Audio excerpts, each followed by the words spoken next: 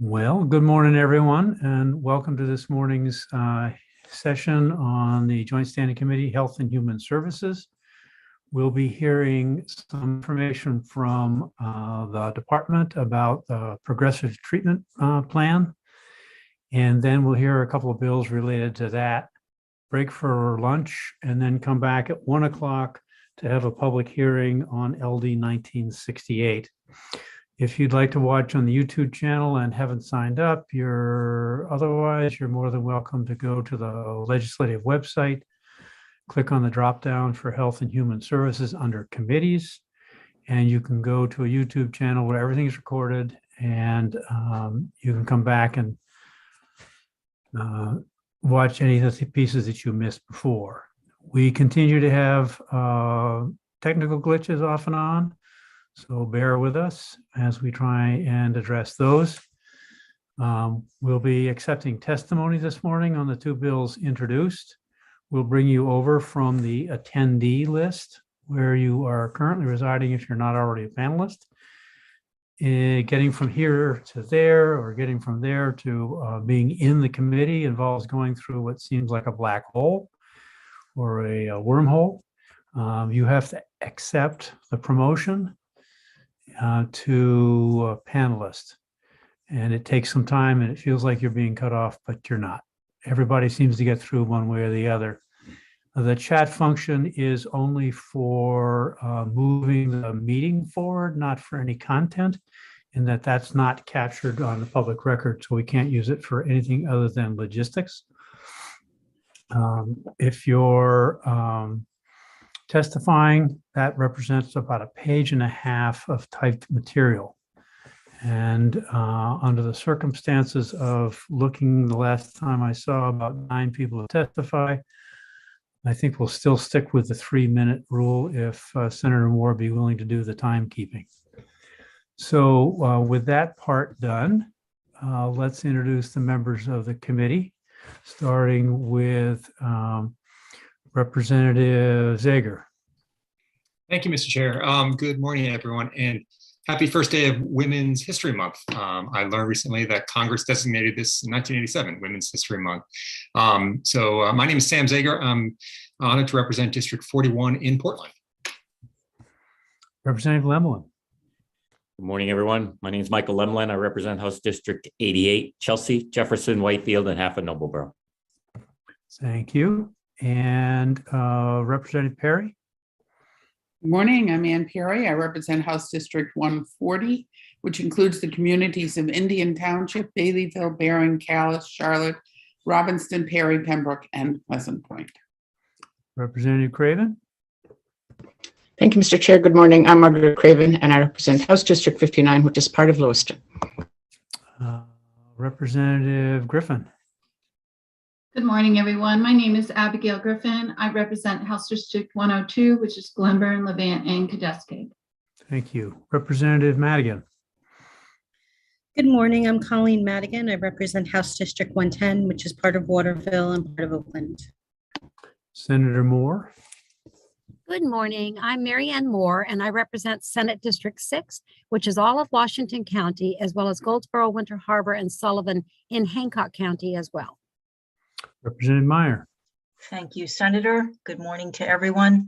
I'm Representative Michelle Meyer, proudly serving Southern Maine's House District 2, which is all of Elliott, where I live, and parts of Kittery and South Berwick. Thank you.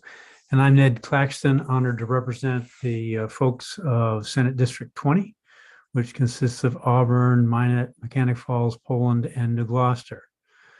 That the committee works well is partially the fault of our staff. So we'll go to Sam to introduce yourself.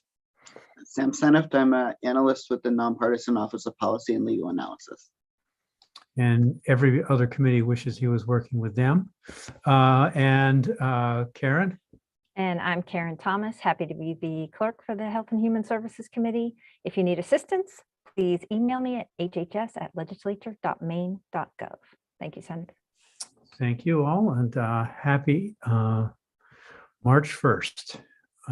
We're going to have a presentation from the department to start with, so I'd welcome Molly to do the emceeing, if that's the appropriate next step. Sure, we're gonna cause some confusion this morning too, because we've got two Mollys, but thank you. My name is Molly Bogart. I'm the Director of Government Relations for the department, and thank you for the opportunity to provide you a little bit more information about the Progressive Treatment Program. We'll start out with Assistant Attorney General Molly Moynihan, who will give you some background on the legislative history and the statutory landscape, and then Dr. Debbie Bader from the Office of Behavioral Health, who will speak a little bit about the process of the stakeholder group that you have heard about. So I'll hand it right off to Assistant Attorney General Moynihan. Welcome. Thank you. Thank you, Molly. Good morning, Senator Claxton, Representative Meyer, and the honorable members of the HHS committee. Thank you for having us today. And I do have a PowerPoint that I did prepare. So if you bear with me, I'm going to see if I can share that. And are you seeing the PowerPoint visible on my screen right now? That worked. Okay, let's see if I can put it in the slideshow mode.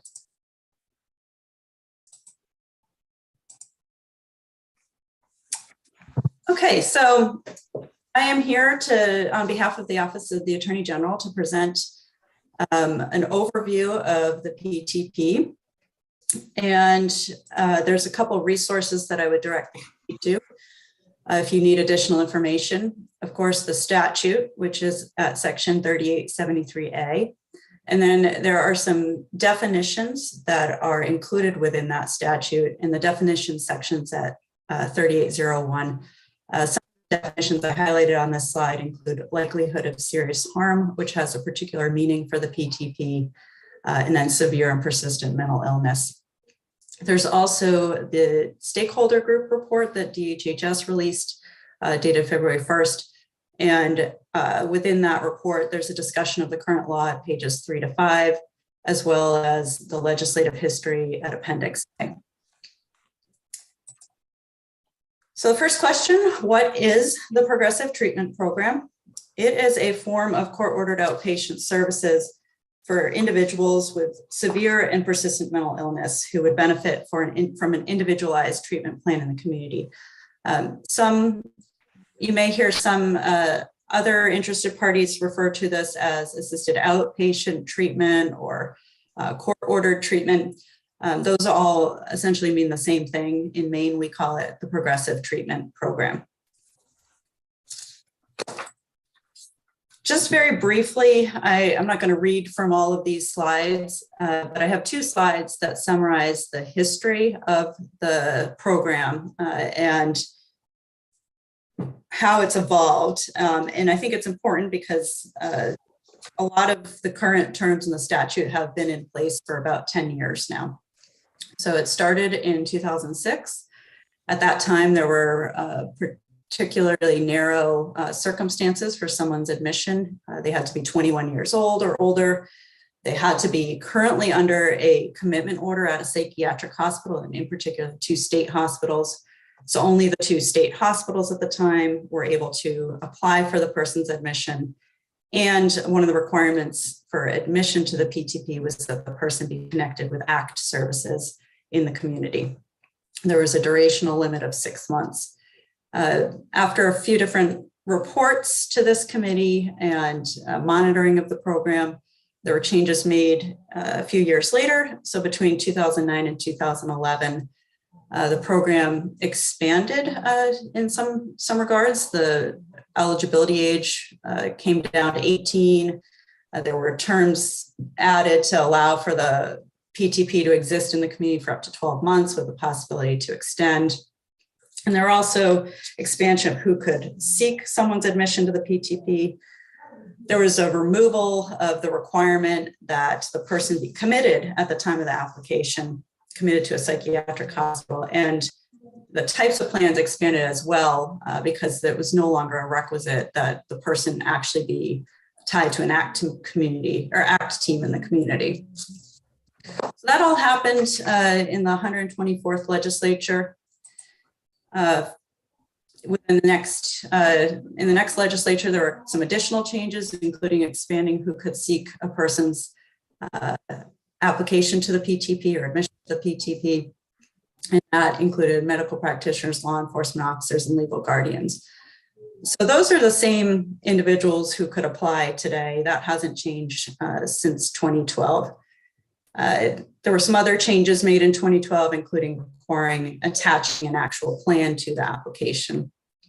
There are additional changes in the 129th legislature related to the prohibition of possessing a dangerous weapon. So that was a new element of the statute at that time.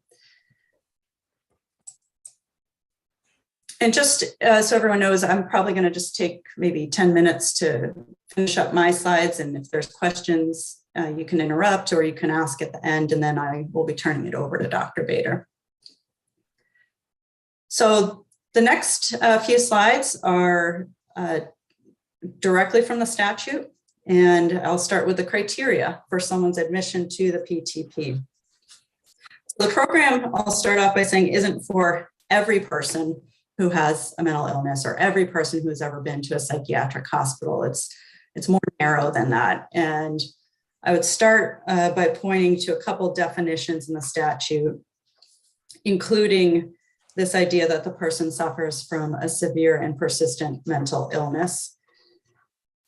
And that's in section 3801.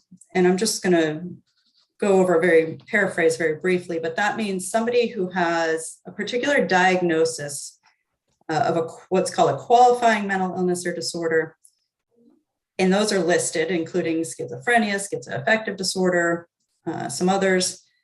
Plus, the person has to have what the statute says is a listed disability or functional impairment that has persisted continuously or intermittently or is expected to persist for at least 1 year as a result of the disease or disorder.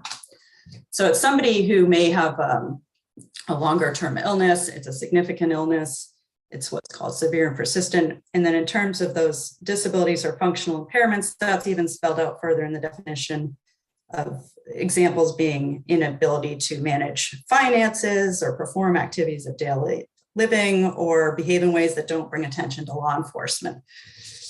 So that's first criteria, that the person be suffering from severe and persistent mental illness. And as noted on the slides, all 7 of these criteria have to be satisfied. The second one is also important. It's the patient is presenting a likelihood of serious harm. I put foreseeable future in the parenthetical there.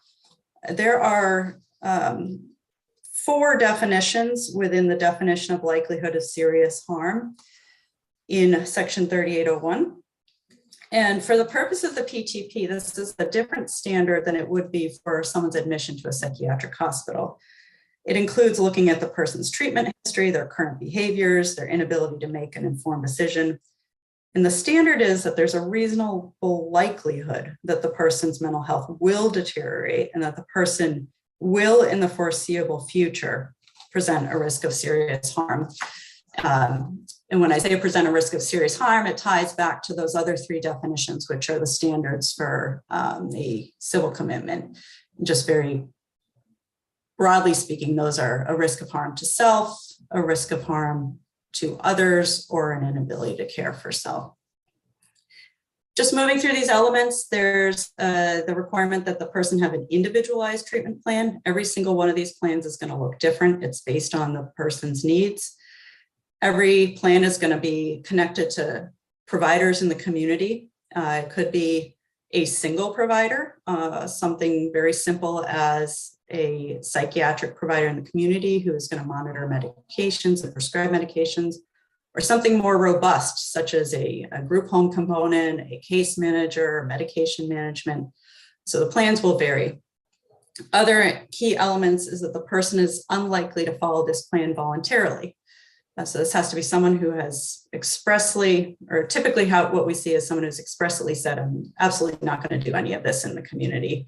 I am not going to agree to these treatment services that are being offered. And then the last 2 elements are somewhat related. The plan is going to help protect the person from deteriorations in their mental health or relapses. And it's also going to help them be more safe in the community. So those are the elements that are required. And then the next question is, what is required for the application that goes to the district court? There's an application, there's a certificate of a medical practitioner. Usually it's the psychiatric provider that knows the individual. And that person is opining on all of those elements that I mentioned in the previous slide on why the person meets the criteria for the PTP. There's the plan itself. The plan identifies which providers in the community are going to be working with the patient. And then there's these notice requirements that the patient is given a copy of the application. The patient and guardian or next of kin have been informed of right to counsel and right to an independent examiner in this process. What happens next? After the application is filed with the district court, the court does a few things. It issues notice of the hearing to all the parties. That has to happen within 14 days unless there's a continuance. The court causes the person to be examined by an examiner who then prepares a report for the court on different elements. And if the patient doesn't have his or her own attorney, then the court will appoint counsel for the patient. At the hearing, so we're moving along in the process, and all of this again is contained in section 3873A. There's citations, individual citations here if you want to look at those exact provisions. It's a confidential proceeding. At the hearing, everybody who's involved has an opportunity to participate and can testify and can present and cross-examine witnesses. And really the burden is on the applicant, so the party that is seeking the person's admission. And what they are required to do is to present expert testimony that describes the plan and why the plan should be granted. Usually that is a current psychiatric provider for the individual. Once the hearing happens and is over, the court has the authority to enter the person into, or to authorize the person's admission to the PTP for up to 12 months. And usually, in my experience, is what the court does. They will grant the plan for a full year. In less commonly, the period is maybe 6 months, depending on the needs of the individual. And the person has to comply with the terms, and the plan is actually attached to the order, and the order says who for providers is going to be overseeing the plan.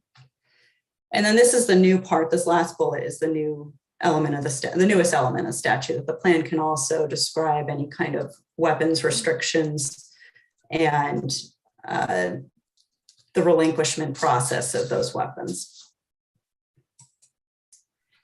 After the hearing, a few different things are envisioned within the statute. I'll skip ahead to the last bullet because this is a little bit easier to explain. If there's a plan and someone's currently on the plan and there may be a reason to change the terms or to dissolve the plan, those can be done by motion to the court, and that will again trigger another hearing, appointment of counsel for the patient, all of that. Or at the end of the term, there can be a motion to extend the plan for up to 1 additional year. There are two other bullets here that deal with compliance and enforcement. And the first one, I have the term green paper in quotes. This is the process in which somebody can be returned to a hospital, and what is required is an application to the district court. And on that application, it's completed by a medical practitioner who certifies that the patient has failed to comply with an essential requirement of the treatment plan. Most commonly, green papers may be seen with patients' refusal to comply with medications, and medications usually are a core element to every single one of these individualized plans. So if a patient stops taking his or her medications, the medical practitioner in the community will complete this green paper and submit it to the district court, and that will trigger the patient's admission to a psychiatric hospital. You can see in this section of statute, it refers back to 3863, which is the process for emergency hospitalization, or what is colloquially referred to as the blue paper. So once the person is readmitted on the green paper, all of the same provisions that would apply for a blue paper admission would be triggered. This second bullet is another mechanism for enforcement, which is, in my experience, less common. It's a different type of motion that is filed with the court, asking the court to have a hearing on enforcement of the plan. The last slide I have refers to expenses, and the question is whether there's any expenses that are actually referenced in the PTP statute, and what do those provisions say. There are two, I believe, provisions in the statute that reference expenses. The first is the requirement of the party that's applying to have the person's admission to the PTP. As I said, that party, the applicant, would be required to present an expert at the hearing to explain why the PTP is needed and what the plan is going to be. So that expense is borne by the applicant. Anything else that is contemplated under the statute would fall under the responsibility of the district court, and that would include the fees for the patient's counsel, other witness and notice fees, and any transportation expenses for the patient, which right now are not an actual expense because of the hearings happening over remote technologies. So that's all I have on the outline of the overview of this law. And if anybody has questions, I'm happy to entertain them, or otherwise I'll turn it over to Dr. Baker at HHS, at Department of Health and Human Services. I do see a couple of questions. Let's start with Senator Moore. Thank you, Senator Claxton, and thank you, Molly, for doing the presentation. And this question may not be for you, and maybe for Deborah coming out here, but do we know how many PTPs are in place today? I don't know the answer. I think Dr. Bader, you may know that answer. Approximately 78. Okay, thank you. The vast majority of which are initiated by the state psychiatric hospitals. Representative Zager. Thank you, Mr. Chair. Appreciate the presentation. I was wondering if you could shed any light on the relative availability over time of the ACT teams, and it seemed like that was a stipulation, or at least an important ingredient. And so, since 2006 or to now, how has that availability of ACT resources affected the carrying out the PTP intent? I'll comment just on the, thank you for the question, and Dr. Bader may be able to add additional information, but on the history, it's my understanding that the program was designed almost as, as a pilot project. So it started with the two state hospitals. There were partnering ACT teams, both in Bangor and Augusta. So it was an effort to start the program out in that manner, and that having ACT services, as the program expanded and didn't require that ACT team participation anymore, I don't think that was a reflection that the services weren't available. It was more of a reflection that not every person who would be a good candidate for the PTP needed ACT level of services. And Dr. Bader, you may have a different interpretation on that.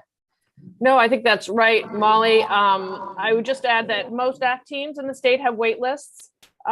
So there is, that's just a reality of a fact of life these days. But because, as Molly said, because the PTP is meant to capture a relatively small subset of patients, these patients are generally well known to both the initiating hospitals and local ACT teams anyway. So they manage to find ACT teams when an ACT team is required. But, there are, which is not to say that there aren't wait lists for ACT teams. Okay, thank you. I appreciate that additional information. Attorney Moynihan, just for clarity, My understanding from people who have submitted the applications to the courts is there's expenses involved beyond just getting an expert opinion. There's the assembly of all the paperwork and the back and forth and things like that, that in some instances that I have heard about, add substantially to the cost of that process. And there's also expenses in the court in terms of hiring somebody to be the medical examiner. Am I right about that latter part? Thank you, Senator. I'll answer the second question first. The independent examiner, there are independent examiners throughout the state who are involved in both the civil commitment hearings and the PTP hearings. And there are, thousands of applications, not just for PTP, but for the civil commitment hearings. So thousands of appointments every year, or over 1,000 appointments every year for an independent examiner to be involved in one of these types of hearings. They have contracts with the court, are funded by the court. In my experience, it is exceedingly rare to have a person who's subject to a commitment hearing or a PTP hearing say, I would like to retain my own independent examiner, and I have this psychologist or psychiatrist lined up, and this is the person I want to utilize. It's almost always the case that it's the person that is under contract with the court. So that expense is borne by the court via contract between the judiciary and those examiners. The other question, in the experience of the Attorney General's office working on behalf of the state hospitals in these applications, all of these applications necessarily would involve multiple individuals preparing the documents. There may be folks at the hospital who are contacting, for example, social workers at the hospital who are contacting the ACT team to say, do you want to participate in this PTP? Not. So there's all those communications that are happening. There's the staff that may be completing the application forms, persons who are developing the plan. So there's multiple people involved in putting a plan together. Okay. Thank you. That was a nice summary, and we could have used that a couple times over the last few years. So thank you for that. I don't see any other questions. Thank you for being here, and thank you for that input. Dr. Bader, you've answered some questions already. How about if we let you introduce yourself now? Thank you very much, Senator Claxton. Representative Meyer, for inviting us here, the entire HHS committee. Thank you very much. My name is Dr. Deborah Bader. I'm the clinical director for the Office of Behavioral Health, and I was the facilitator for the PTP stakeholder group. And I, with others, crucial others, worked hard to compile the report of those meetings that we had with the stakeholder group that was submitted to you all back in February. We met 4 times. We met between October of 2021 and January of 2022. And it was, by design, a diverse group of stakeholders. And as a result, what became apparent in our discussions was that there were areas of consensus, as well as areas where there was a diversity of opinion in the group. And the divergence of opinion primarily was philosophical and reflected sort of the essential tension between maintaining patients' rights, maintaining patients' autonomy within the context of the current PTP statute, and on the other side, providing more assertive interventions via proposed changes to the current PTP statute. So I'd just like to kind of review for you or with you the highlights of that report and then answer any questions that you may have. So firstly, there was one area of fairly clear consensus on the group, and that was the need to establish some kind of oversight of the PTP program. And it was certainly suggested that that oversight be provided by the Department of Health and Human Services. And that oversight was conceptualized as including a PTP monitor within the department to manage training about the PTP, to help clarify how the enforcement mechanisms within the PTP statute work, and to collect data about outcomes related to the PTP, and overall to provide support and consultation to non-state entities. As Molly pointed out, there are a number of non-state entities that are statutorily allowed to initiate a PTP. So the monitor was also conceived of as providing consultation to those non-state entities. And there was considerable discussion that representatives of private entities have been reluctant or in fact unable to initiate PTP plans.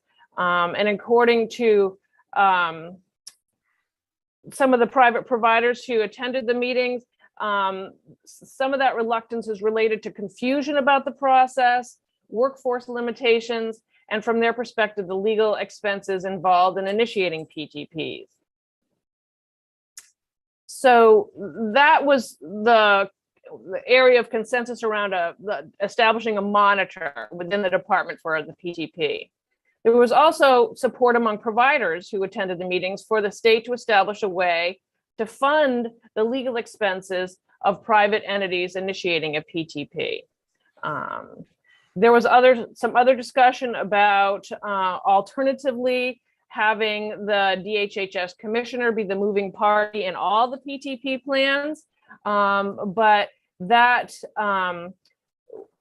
one of the representatives in the stakeholder group was AAG Kim Richardson from the Office of the Attorney General, and that there were some considerable barriers to having that be a viable plan. So a lot of the focus kind of shifted to establishing a fund to reimburse legal expenses of private entities initiating a PTP.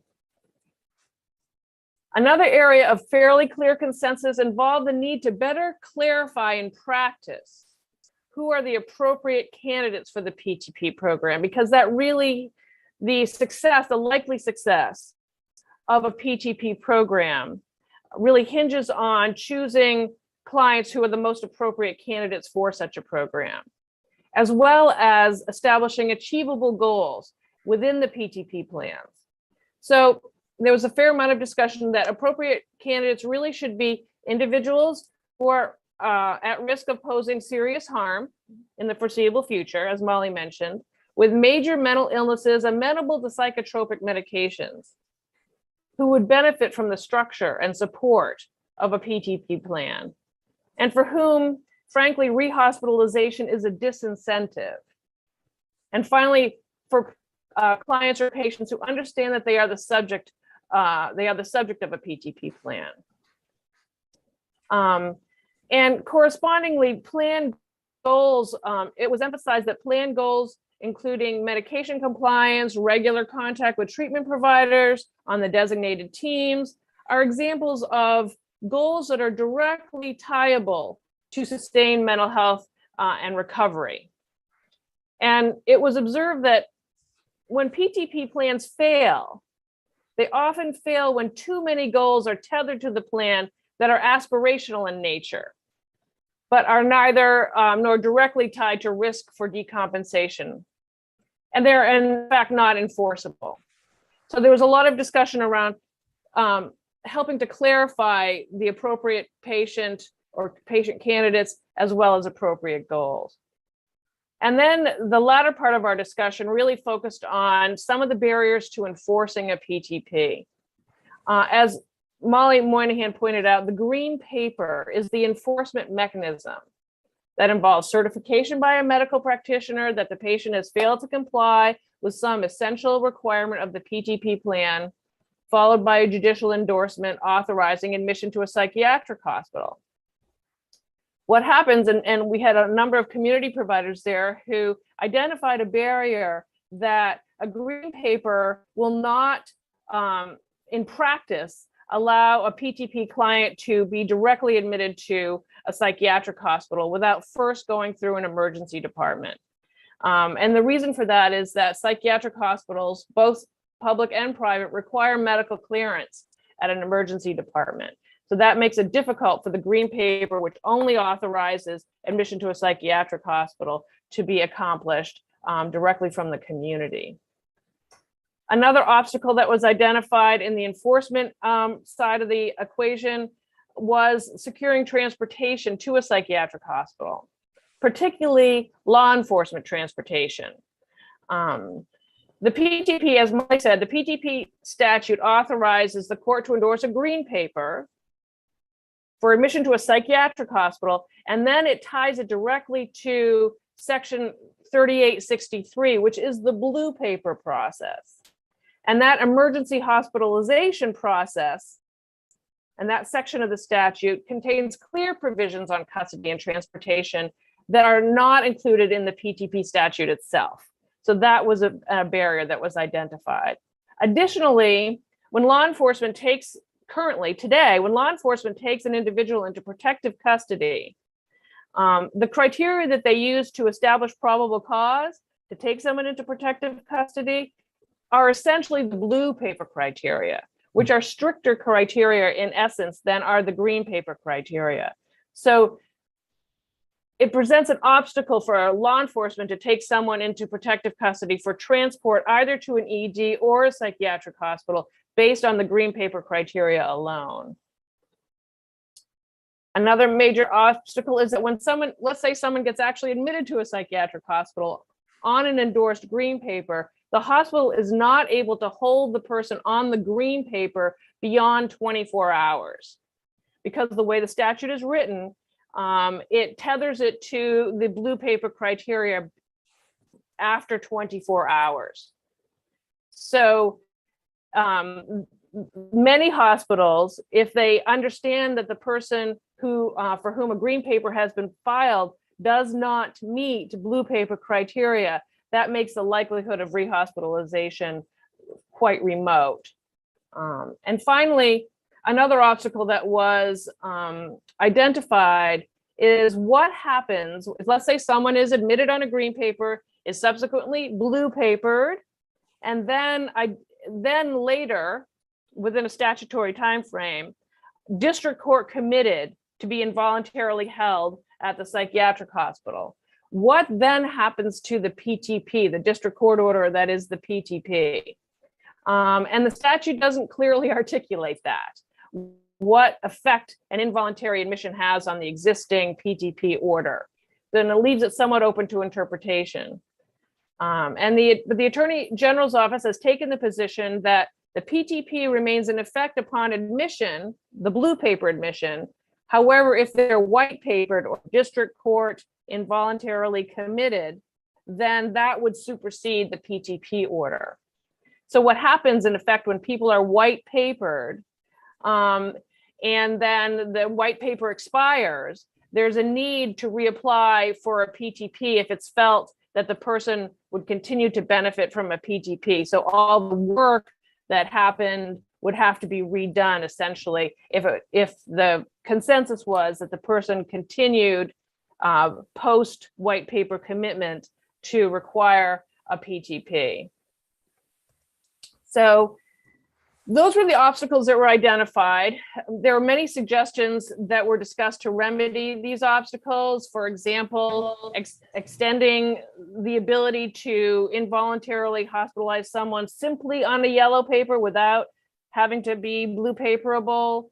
We also discussed making it easier to medicate someone over objection during that 24-hour period. But there was a very significant diversity of opinion about those strategies. Stakeholders supporting expanded use of the PTP cited the benefits of compelled compliance or a longer period of involuntary hospitalization to restabilize the person in an effort to forestall, future dangerous mental health decompensation. But other stakeholders strongly cited objections to any loosening of criteria for involuntary hospitalization or any loosening of criteria for medication over objection as significant infringements on patients' rights. So you all have a copy of the report. Several strategies were considered for improving the PTP.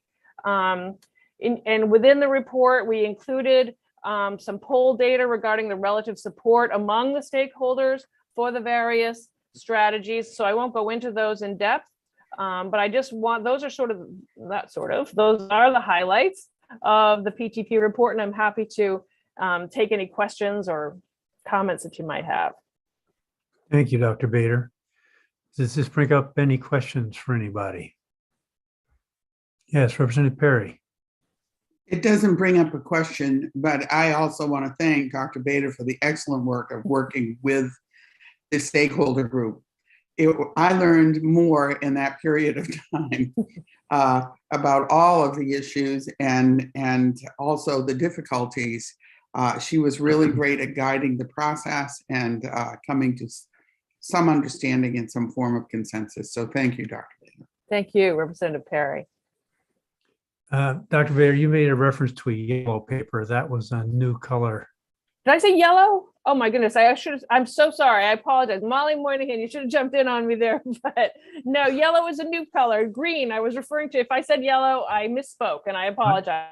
I just wondered if we were on the same spot in the spectrum. Close. Okay. Green, it's only, yellow paper is a whole other thing. And I've sort of been steeped in that more recently in my work life. So I apologize for misstating that. It's a green paper. That's okay. It's taken me all of the work we've done so far to begin to get at all comfortable with the different colors. So you threw me a curveball on that. Maybe I'm happy to have done that. Senator Claxton keeps us all on our toes. See, I was listening. The other point I want to make, you reference the difficulty of getting sometimes somebody from a green paper to a blue paper, and that certain organizations thinking that they wouldn't meet the blue paper criteria, then they wouldn't be hospitalized soon. I understand that to be a mechanism discussion, but the concern is that the person already on a PTP, which puts it at higher risk for being hospitalized down the road, not specific to the mechanics of what you were talking about. Am I correct about that? Well, it's my interpretation, but you were referring to the mechanics piece. Why Correct. would I try to admit this person if they're going to not make the blue paper criteria? Well, correct. The green pen, and Molly Moynihan, I encourage you to correct me if I'm wrong or tweak my answer a bit here, but the green paper will authorize an admission to a psychiatric hospital, but that admission is a 24-hour period. And if at the end of that 24-hour period, the person does not meet blue paper criteria, then they don't continue to be held. So far, on a mechanistic or practical level, Senator Claxton, that there has been reluctance to admit, knowing that at the end of the 24 hours, they in all likelihood will not meet blue paper criteria. Okay. Are there any questions or comments for Dr. Bader? Molly, was there anything else you want to touch base on? I don't think so. Thanks for the time. I do want to echo what Representative Perry offered in terms of Dr. Bader's facilitation skills. It was I use the term getting eagles to fly in formation, and that's what she was trying to do rather than herding cats. But it was impressive, and I very much appreciated your indulgence on some of the sillier or less informed questions I might have asked. It was my pleasure. All right. So I thank you both for being here. Thank you, Molly, for joining us. I will say that the bills that will be heard subsequently are Representative Perry's and my attempt to distill into something manageable in this session, not an attempt to address all of the barriers that Dr. Bader presented for us. And I'm open, Molly Bogart, to friendly amendments, or Dr. Bader to friendly amendments to my bill when the time comes. Not at all intending to be inflexible, but looking for a way to move the needle. So thank you for being here, and we will proceed. All right. Thank you for having me. So I'm going to bring in Dr. Skinner because I understand he's on a tight timeline. And I'll also bring in the Honorable John Nutting. And then we'll go alphabetically by first name after that. And let's see who else. Looks like a couple people made it in. And so next up would be Doug Dunbar. We'll hear from folks who eventually will be supporting these bills, but we're going to start with Representative Perry introducing her bill. And then I'll turn the chair over to Representative Meyer so I can introduce mine. Representative Perry, the floor is yours. Yeah, I found out I had to put my mic on. Something new, something new. That's right, that's right. Well, Senator Claxton and Representative Meyer and colleagues of the Health and Human Services Committee, I'm Representative Perry, you know me. I'm introducing LD 1993, an act to establish a progressive treatment program monitor. We've been through the history. I've written this up, but of the stakeholders group, which you just got the report on. And it's very clear that there is a lot of confusion and different opinions about what the green paper is, how the progressive treatment program works through the process, and what the barriers are. But through the work of this stakeholder group, we came forward with 4 consensus recommendations, 3 of which are in this bill. And this bill will establish a progressive treatment monitor position in the Department of Health and Human Services. And I think the important thing about the monitor, there is much we don't know about the program, about how it works. Having somebody in that position who can really oversee what's happening, where the barriers are, where the disagreements are, and work with stakeholders to try to make this a better program, ensuring the rights of patients are maintained, and that we have the data to see if the treatment programs are also providing the outcomes that we're looking for. And also giving the legislature the opportunity to hear about what's happening and the opportunity also to add legislation if we find it necessary. I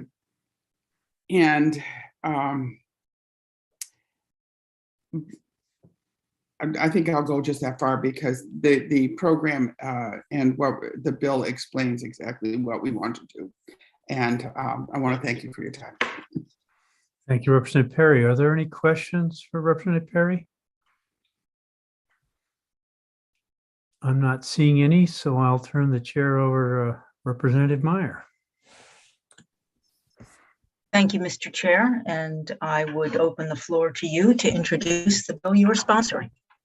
Thank you, and good morning, Chair Meyer. My name is Ned Claxton, and I'm pleased to represent the folks in Senate District 20, which consists of Auburn, Minot, Mechanic Falls, Poland, and New Gloucester. This bill is submitted after Representative Perry's and my participation in the interim work group that we just heard so much about. And I don't need to refresh your memories about how this is applied. The stakeholder review was intended to examine the PTP process, assess the consistency and efficiency of the processes and look for barriers, and consider ways to increase the availability of the PTP. So this represents the work of LD 869 stakeholder group, but also references back to LD 1090, which was considered in the last session. My bill proposes that we establish a new fund administered by the Department of Health and Human Services to reimburse the legal costs of non-state entities for the initiation of a PTP. its response to concerns we heard about the expenses of creating the documentation required to apply for a court hearing, and estimates of $500 to $800 per case were offered, and several entities confirmed that it was a barrier for them. From those discussions emerged the idea of a fund to offset some of the costs. It would be administered by the department after rulemaking, the goal being to remove at least the financial barrier and make the PTP more accessible to entities that saw the need for an individual to be placed into such a program. We've already been walked through the Title 34B Progressive Treatment Program details, so I won't go over that. And as Dr. Bader referenced, the vast majority of PTP hearings are generated by psychiatric hospitals, and because of cost are not available to others empowered to seek a PTP order. That would include specifically, as we heard, the commissioner, the director of an ACT team, a medical practitioner, a law enforcement officer, or the legal guardian of a patient. We heard many stories about people who would have liked to have gone through a PTP hearing, but just couldn't afford the time and money to put together the process, the application process to get to the courts. We would propose a fund be established with $250,000 and be made available to non-state entities that need the money to complete an application to the courts. This money could come from a number of different sources. The marijuana fund was proposed in one instance, but the statute wouldn't allow that. Or more logically, it could be built into the base budget, given that the need is ongoing for this kind of resource and will not resolve. Thank you for your consideration of this bill, and I'd be happy to try and answer any questions. Thank you, Senator. Questions from the committee for the bill's sponsor? Seeing none. So my understanding here is that the testimony is on both bills? At once, yes, that was the plan. Okay.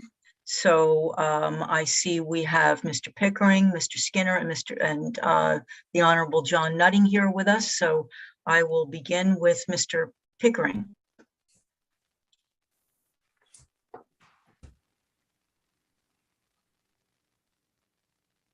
Mr. Pickering, are you intending to provide testimony this morning? Yes, I am. Okay, we can hear you, but we can't see you. And you know why? Because I ain't so great at this, this stuff. Well, if you're fine with moving ahead with just your audio, we're fine with that as well. That's fine. Now I got to find what I was going to say. What I want to say, actually, I did type out everything, and I did send it to everybody. At least you should have it. But let me just say this, that I think both bills are really wonderful. I say they're wonderful because they will save people from grieving and their children dying. I worked about 40 years in 3 states, 30 years in Maine, and I was the executive director of CHCS, a community health organization, which created the first community progressive treatment team in Maine with BMHI. CHCS had the ACT team. John Nutting was actually the lead senator that worked with me, and that program developed. And little did I ever know that my son Christopher would become into this program. It was highly successful, and unfortunately, he got so good that then he by the law, which is necessary, he was given a lesser service. Then I just want to tell you a little bit about Chris. Chris had a brain disorder. He did not have mental illness or physical illness. He had a brain disorder. One of the things we're doing in our society is developing, creating, using century-old terms like physical and mental illness that establishes a division between the human body. We're one integrated system. So, okay, Chris was the first person to recognize that he had schizophrenia. He read his mother's old social work book. And for 26 years, once he was diagnosed with schizophrenia at age 21, the family had this up and down situation with Chris for many, many, many, many years. And I think that the idea of the monitor position is absolutely essential for two reasons. It reduces the fear and opposition to the fact that some people with serious brain disorders, such as schizophrenia, bipolar, substance abuse, etc., will need at times to be involuntarily committed. Having a monitor should reassure us all that a person's right will be protected with a strengthened progressive treatment program. But you can't do that without the other. They're absolutely essential. And I'll say a third thing too. What's also absolutely essential is that the state of Maine needs to fund these programs, the PT program, the ACT teams, as a priority and not put them on the supplemental budget. You know, this should have been built into the budget, and it isn't, and it's a shame because you may have fewer ACT teams rather than what you need. Anyway, he at that as he got out, as he got out of the ACT team, and he lived his life the way he wanted to live his life. And sometimes that was very difficult for us. Sometimes that was difficult for him, but that's the way it went. But there came a time when we knew that he was declining terribly, terribly. 30 seconds, Mr. Pickering. Pardon? I'm sorry. 30 more seconds, if you don't mind. Okay, anyway, I just hope that Maine, he died in a fire. This was a great tragedy in terms of the impact of our community. And I only hope that you will pass these two bills, you will recommend approval of these two bills, and that you also will move to improve Maine's mental health system. Thank you. Thank you, Mr. Pickering, for being here today and sharing your story, your son's story. Questions from the committee? Seeing none, we'll move on to Senator Nutting. Welcome.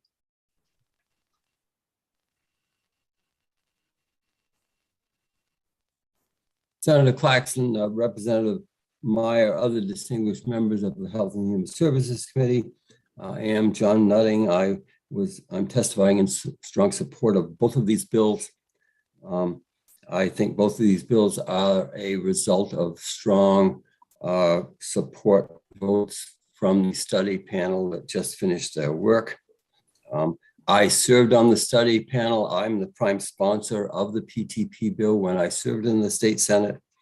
And yet serving on that panel was such an eye-opening experience for me in a good way. I didn't realize, but so much of this is based upon folks that have a brain disorder so severe and have a condition called anosognosia. That's a lack of awareness of their illness.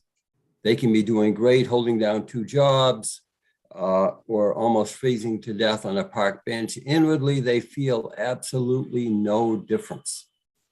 And most of them feel they don't need to be on a treatment plan. Everybody else is sick. I'm not sick, and stop their treatment plans and end up getting in trouble. 47 states now have PTP type of programs. New Hampshire calls theirs the conditional release program. Massachusetts calls it the Johnson Act. New York calls it Kendra's Law. Everybody calls it something different, but they're all similarly based to more strongly intervene in someone's lives that have had many, many hospitalizations and jail sentences before. These states have seen a drastic, over an 80% reduction in people's hospitals and jail stays. And even Mark Kaplan, previous to the committee, has offered testimony from Sweetser that they've seen the frequency of their psychiatric hospitalizations of people on PTP to be dramatically reduced. But it means the implementation of the PTP law is so frustrating and upsetting to parents, family members, non-state hospitals, psychiatrists, nurse practitioners, intensive case managers, ACT teams, county sheriffs. Maine is the only state in the United States, we found out, where the legal fees to initiate a PTP hearing are not paid for by the state. These are the groups that are the front line in trying to get their loved ones and their clients the care they desperately need, but may not realize they need. LD 1994 fixes that. It removes that financial barrier so that everybody in the statute can actually afford to initiate a PTP hearing. We've had PTP in Maine since '04. That's, I believe, 18 years. For instance, there's never been a single PTP initiated in Androscoggin County because the ACT teams in the very small hospital there can't afford to do so, and wouldn't have to afford to do so anywhere else in the United States. So if they've had a consumer be many, many hospitalizations, what they try to do is then what's called a PTP transfer. So somebody's ready to be discharged. They've been hospitalized 6 or 7 times before. They'll transfer them to either Riverview or Dorothea Dix, so that then the state will pay the PTP legal fees, and they can be released from a state hospital once transferred on a PTP plan. This adds 5 to 6 weeks unnecessarily to the hospitalization. 30 seconds, John. Okay. The other thing that I was not aware of is just Maine's green paper statute is confusing. I'm the sponsor of the bill. I'll accept responsibility. It's kind of, my bad. But this rulemaking in LD 1993, really a green paper, the rest of the United States, it's between 5 and 30 days that you can intensively be re-put in back in any psychiatric hospital and then right back out in the community, so that you don't end up in jails and hospitals. And the green paper should admit somebody to a hospital under a likelihood of serious harm standard, the green paper standard. The bill does have the department till November of 2023 to complete that rulemaking. For many of us, that's way, way too long. We want that to be changed to November of 22. It's just too long to have the vagary of this continue. In conclusion, states that are the same size as Maine, same number of people, have hundreds and hundreds of people in their PTP program. And we're down to 78 in ours. What this means is you've got so much less mental health hospital bed space. People are in emergency rooms for weeks on ends that are very inappropriate. And so these bills will fix that. And I can't also resist saying, President Obama signed a bipartisan bill It's called the 21st Century Cures Act. It provides ACT team funding for states with no state match that do PTP type of programs. Many states receive $1 million a year with no state match for more ACT team funding. Maine has never applied, and we can't seem to figure out why. So thank you very much for letting me testify today. Thank you for being here. Questions for John Nutting? Seeing none, we'll move to Dr. Skinner. Welcome. You'll need to unmute, Doctor. Thank you very much. Representative Meyer, Senator Claxton, distinguished members of the committee. I'm Dr. Henry Skinner. I'm President-elect of the Maine Association of Psychiatric Physicians, on whose behalf I testify today. I support everything that former Senator Nutting said. I think I'd like to highlight the point that improving the PTP process and broadening its access will help considerably in unjamming the acute end of our mental health system, help prevent a lot of hospitalizations. And the other point I would like to emphasize is that the PTP is a program that actually enhances clients' liberty. Now, this may not make sense to some people, but when you think that these people often end up incarcerated or hospitalized for prolonged periods because their mental health had to deteriorate to the point of needing a blue paper, the PTP program helps us prevent people from going in the hospital because they don't want to and they'll stay on their meds, or B, if they do go in the hospital, they can go in when their illness is much less severe and the course of treatment will be briefer and their recovery will be quicker. And that enhances the patient's liberty and improves access to the resource. So those are some of the important points I wanted to emphasize. And I really appreciated Molly Moynihan and Dr. Bader's presentations.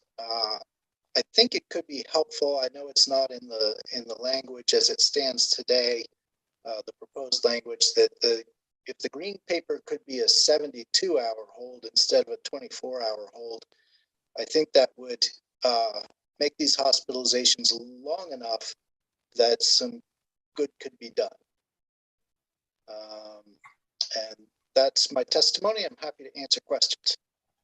Thank you. Questions for Dr. Skinner? Seeing no hands up, thanks for being here today. We'll move on to Ms. Gore. Welcome, Jane.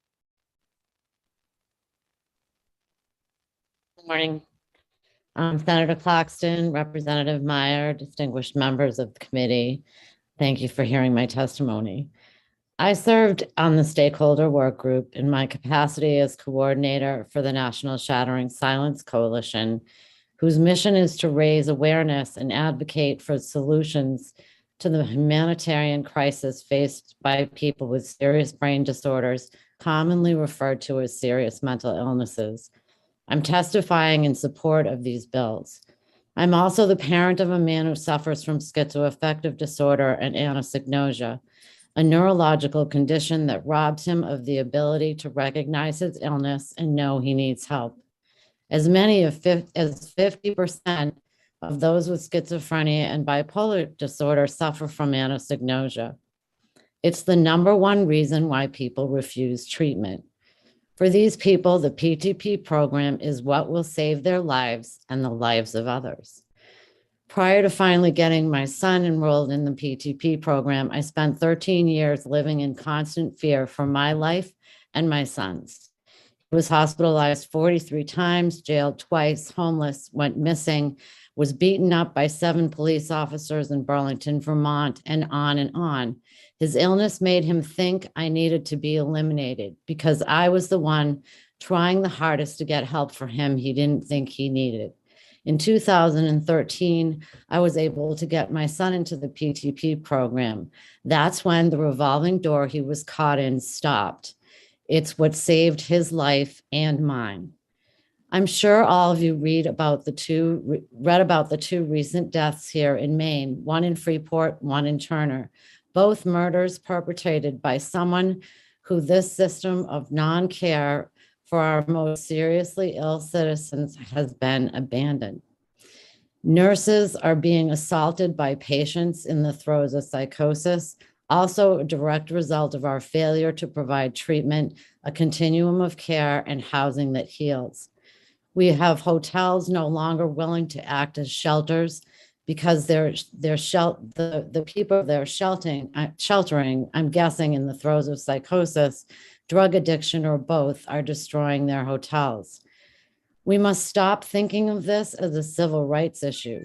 There is nothing civil or right about allowing someone with a treatable illness, if only we could get treatment, to die or kill someone else with their rights on.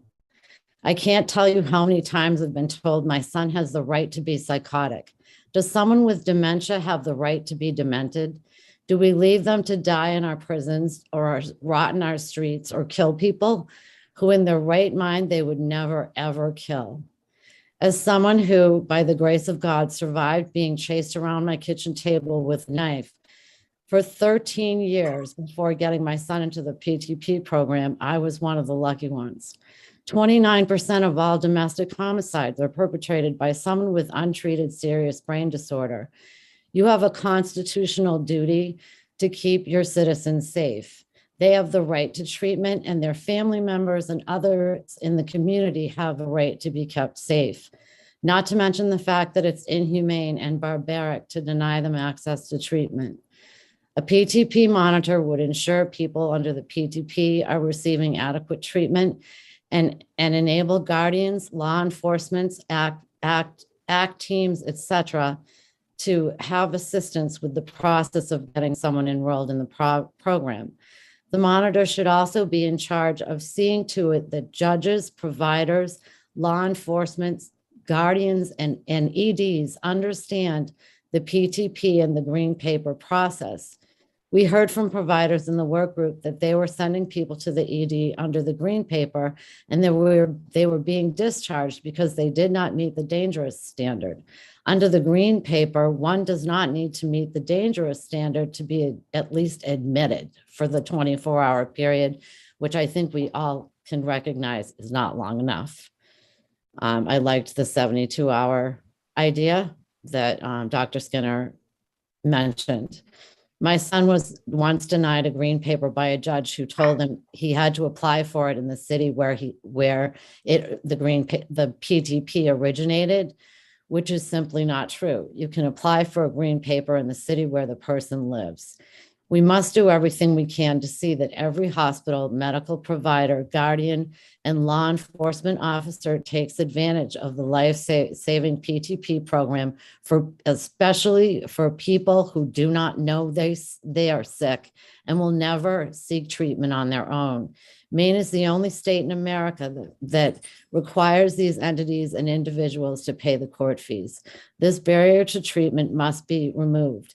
Not only will it save lives, it will save millions of taxpayer dollars by allowing access to treatment instead of abandoning people where they become revolving doors in and out of hospitals, EDs, homelessness, not to mention the other innocent lives lost when they become dangerous to others.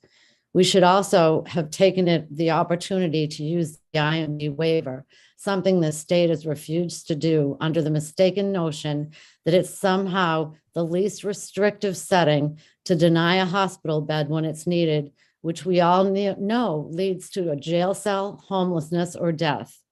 The IMD waiver wouldn't just allow for more hospital beds, the waiver would allow increased reimbursement for inpatient care and all facilities at various levels of care, including access centers and longer-term housing that heals.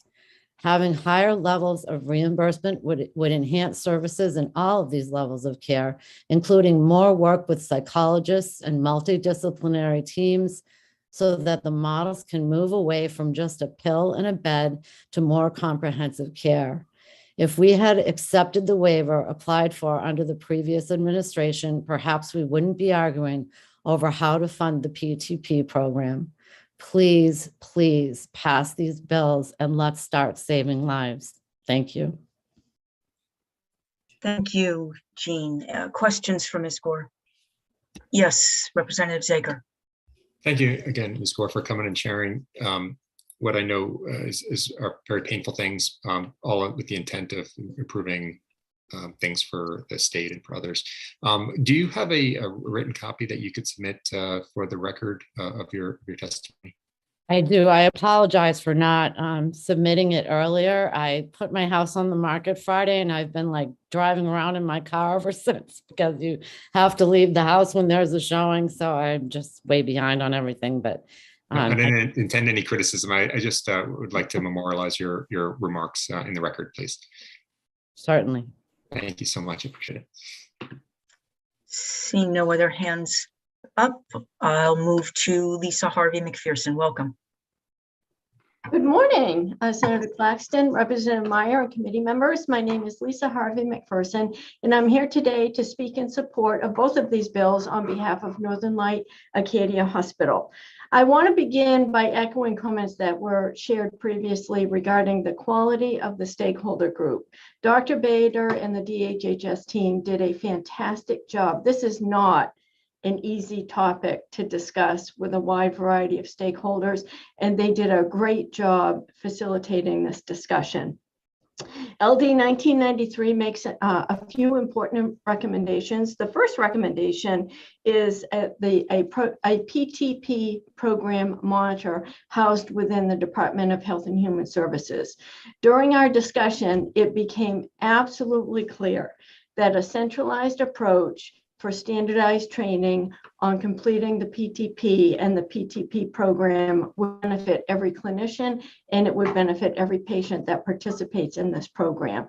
The bill also outlines the responsibilities of the PTP monitor, and every aspect of those responsibilities will strengthen the PTPs that are issued and approved throughout the state of Maine. We are in full support of the monitor language.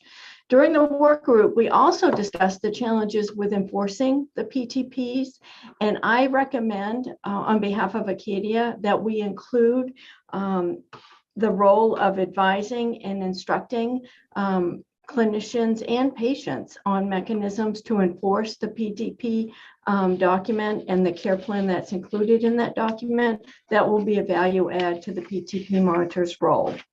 The second aspect of the bill focuses on establishing mechanisms by which an existing PTP can be maintained during an involuntary hospitalization that's been ordered by the court, or by which an existing PTP program can be renewed or amended following commitment if it's determined to be clinically appropriate.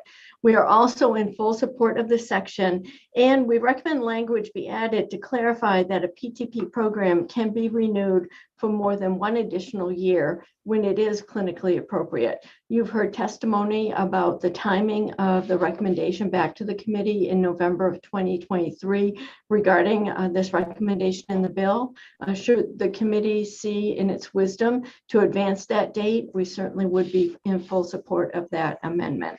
And with that, I welcome any questions that you have. Questions for Lisa Harvey McPherson? Seeing none, thank you for being here with us today. I'll move on to Mr. Dunbar. Welcome. Thank you, Representative, and all members of the committee. You've heard from the experts and you'll hear from more. I'm just here to, frankly, in part be supportive of my friend Joe Pickering, who you heard from a few minutes ago. Joe lost his son in a terrible fire.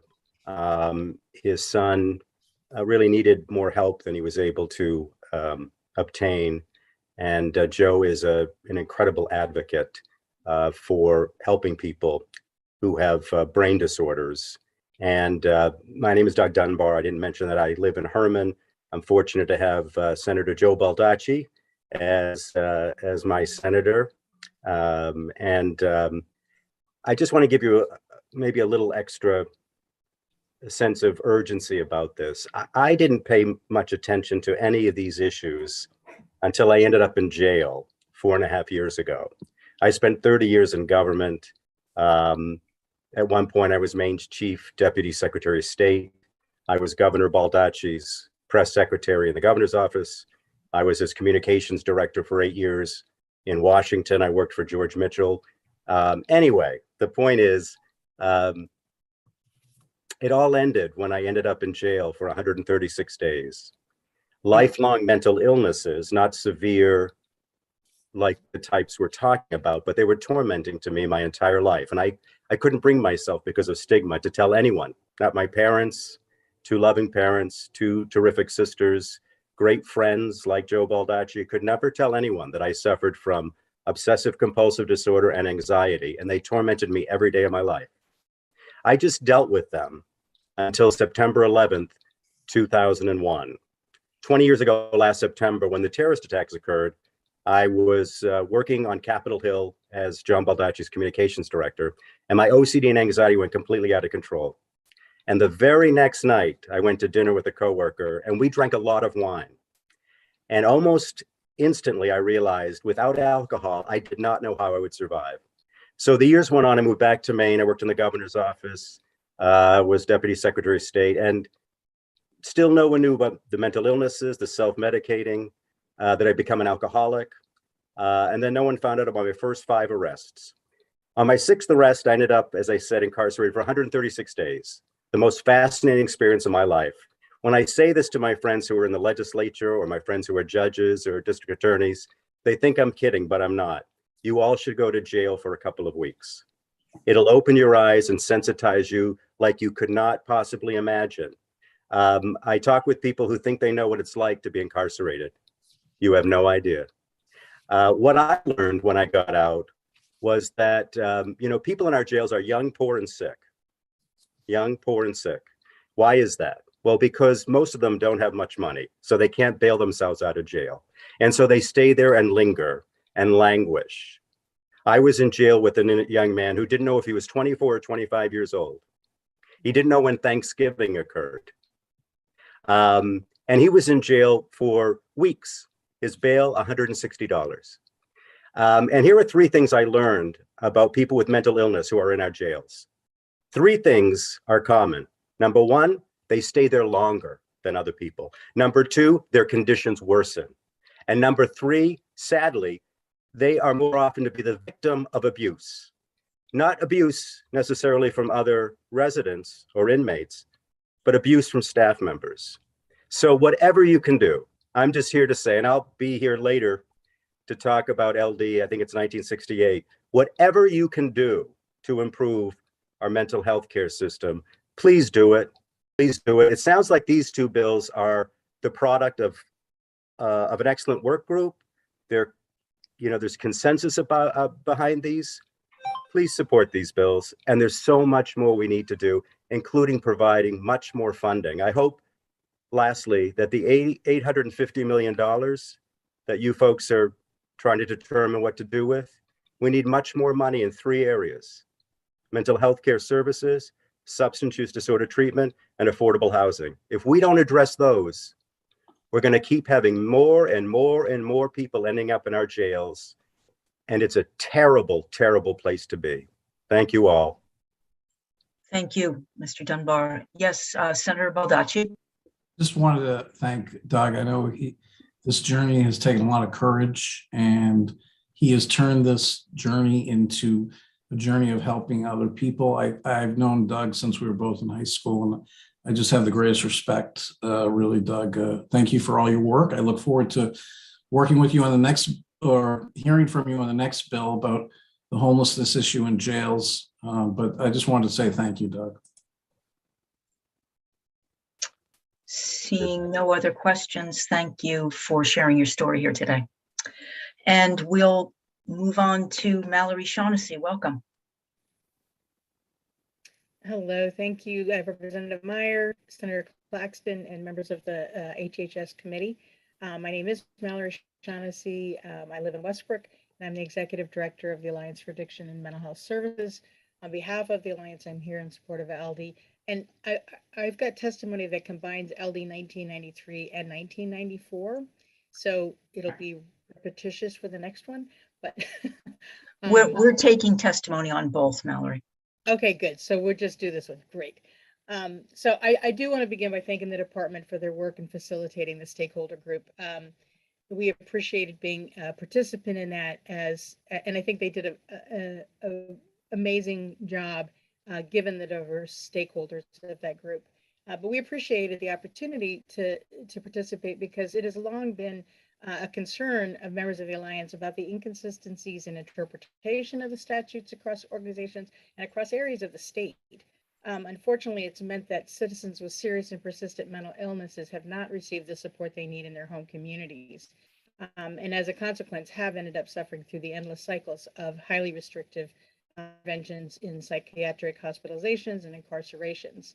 The two bills before you today are the consensus products of this robust conversations that we were had by this stakeholder group. And as you've heard, LD 1993 does create this monitor position within the Department of Health and Human Services.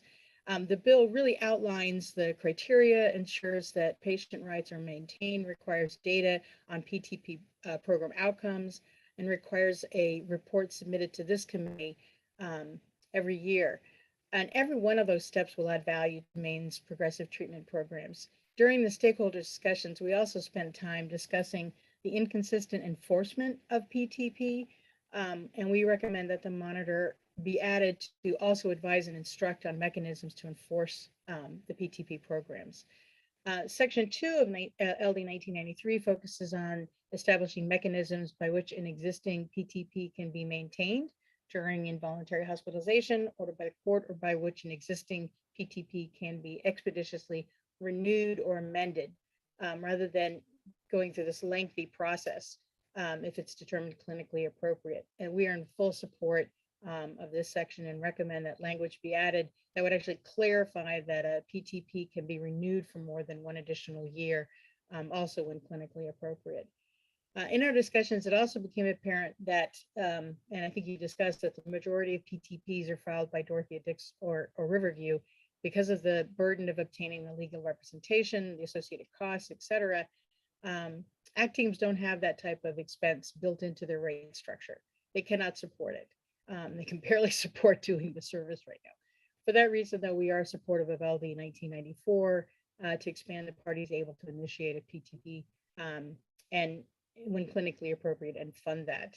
So as you look at these pieces of legislation, please keep in mind, these are added supports to a system that is critically needed to provide the intensive level of care needed for those facing the challenges of serious and persistent mental illness to remain safely and productively within their home community. It has never been more evident that we must utilize every tool and support available to ensure that people receive the care that they need in the least restrictive and appropriate environment. That is reinforced every day right now when we open up our paper and we see more stories of our crowded emergency departments, and we hear people languishing in our jails.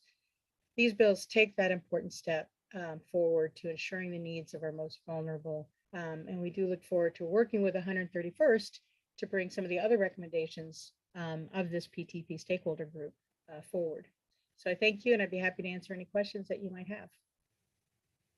Questions for Mallory Shaughnessy?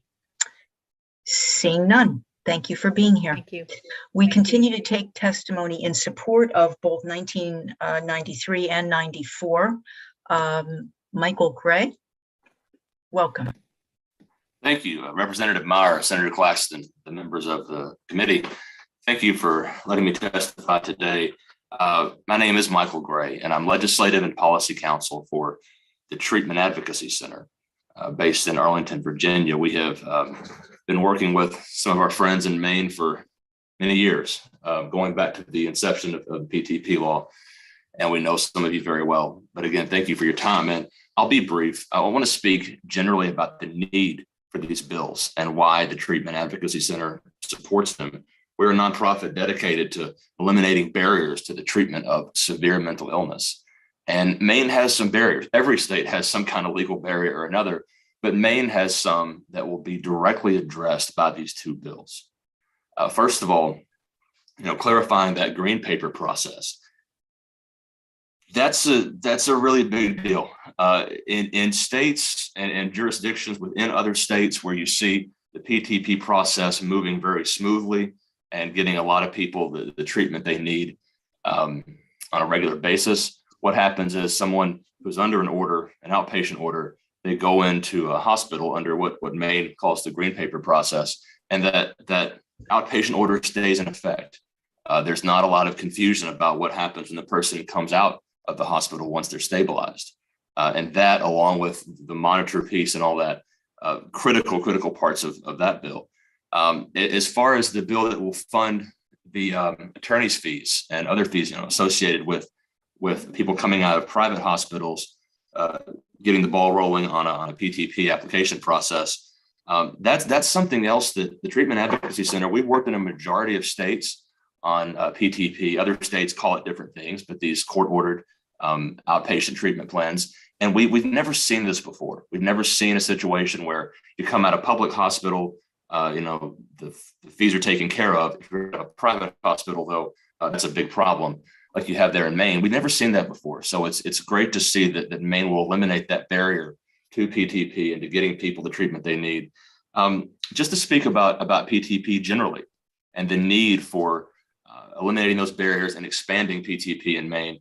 Your neighbor way to the south, New York State, they've done surveys on participants, huge numbers of participants that have gone through the programs in that state. They found that a majority of people were satisfied with the treatment they got, and they were glad that they'd entered into the process. 81% of those participants said that the PTP type process was likely to get them well and to stay well. 75% said that the process helped them gain control over their own lives, which is really profound because it means that they did not feel they had control over their lives before PTP.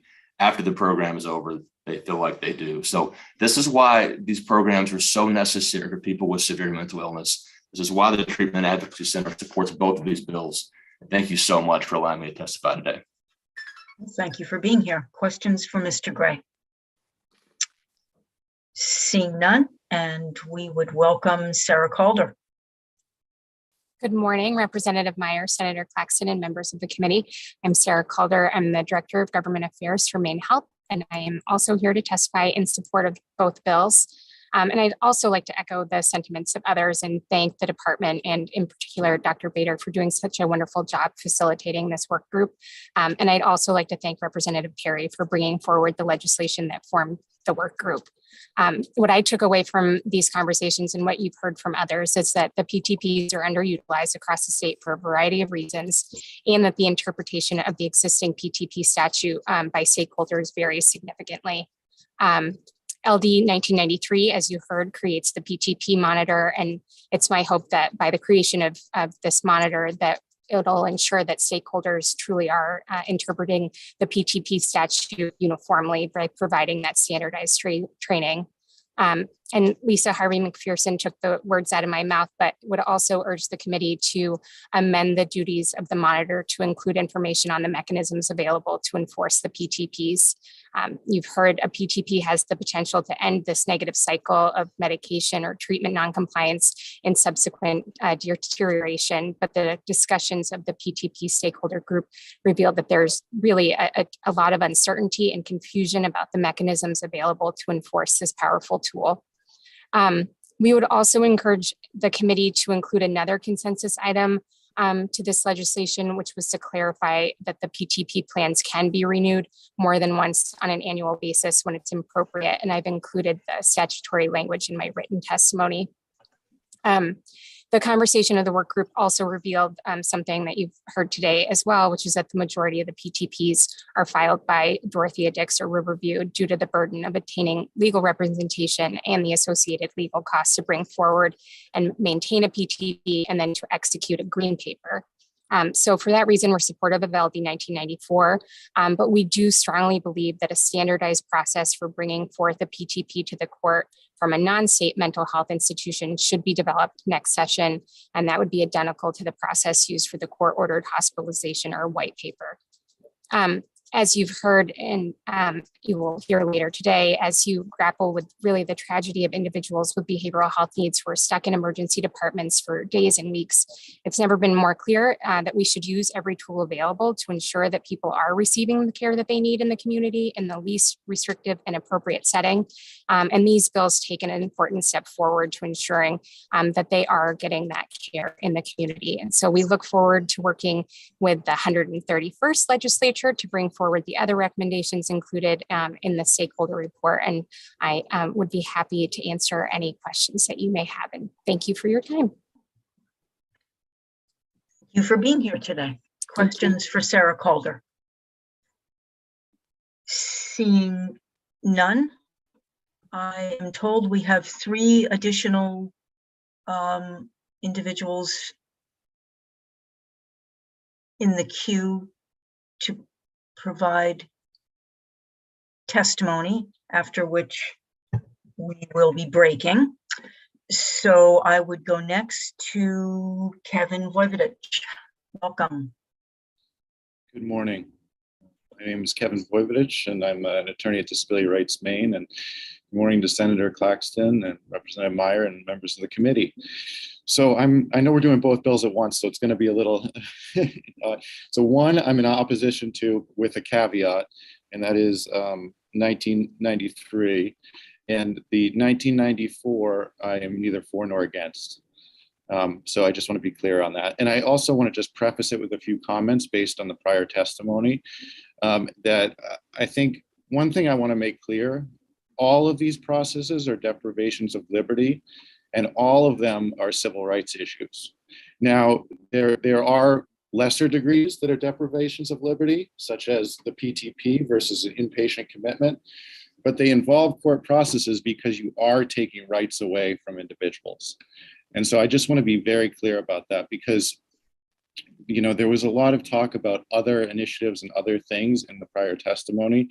And I'm not going to go into the debate about those, and I'll stick to the current bills, but I think those down the road, we have some, vehement disagreement with some of the ways, that were talked about being used related to depriving people of rights in the community and in hospitals.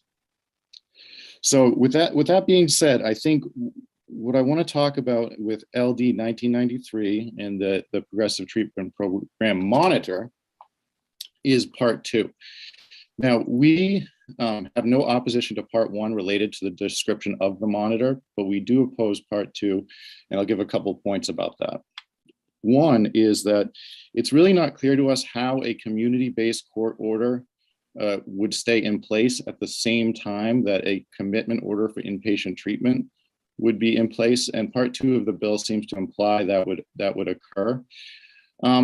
And secondly, there's nothing in part 2 discussing whether the person gets a evidentiary hearing at the time they're, discharged from a subsequent commitment and going back to the community related to a PTP. So my understanding of, in practice, the way it works right now is that the PTP is generally interpreted to be as dissolved when the person gets an inpatient court order for commitment, not during the process where they're blue papered and awaiting the court hearing. That's my understanding. And so what we're saying related to this is that any individual who is then court committed under the higher commitment standard for inpatient treatment should be entitled to an evidentiary hearing, whether they're still appropriate for the PTP at the time they leave the hospital. And the reason I'll kind of emphasize that point is that the initial commitment for an individual can be for up to 4 months, and subsequent commitments can be for up to 1 year. And so you have circumstances sometimes where individuals are in the hospital for 6 months, a year, more. And you're saying that this order for the PTP would continue throughout. The person's circumstances could have changed. They may have new evidence. They may have had, things have changed for them, and they would not need this order. They wouldn't meet the current standard. a year later that they would have under the PTP.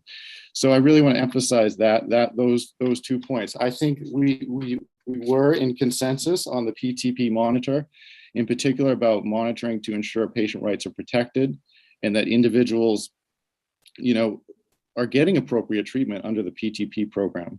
And I think that's an important point, that the care is coordinated. They're getting, the treatment they need to be well in the community. And so we do support that. Yep. So I'm going to jump quickly to the fund because that's a quick comment. So on the fund, we're neither for nor against the fund related to the legal fees, other than to say related to the AMHI consent decree, and I'm one of the class counsel in the consent decree, that no funds of the state dollars that are allocated for the consent decree should be used for this fund. And those funds are for individuals with that don't qualify for main care to get treatment and services in the community. And that money should absolutely not be used, based on the purposes of the consent decree for this more restrictive practice. So I think I'm probably at time, so I'll be happy to take any questions. Representative Zager. Thank you, Madam Chair. Attorney Bogovich, I really appreciate what you bring to this conversation. One of the things that I find difficult in the legislature is when there are the balancing of rights. You have definitely rights to something and rights from something, or two sets of rights to something. As has been brought up in this hearing, sometimes it's the same individual who has rights that may conflict. You've come down on the side in this hearing that PTPs are infringe on an individual's rights. How far does that go in your mind? Like, up until what point do you feel like individual has a right to, say, have a psychotic affliction? Well, I mean, it's a good question. It is the debate. I mean, you're talking about the whole debate here, so thank you for that. I think what you're talking about is that just by virtue of having a mental health condition, you don't lose your civil rights. And so there has to be something else at play. And so, for example, for inpatient involuntary hospitalization, there has to be an element of dangerousness in the community. Because just by warrant of having a mental health condition, you in the past could have been held in a hospital indefinitely with no court oversight.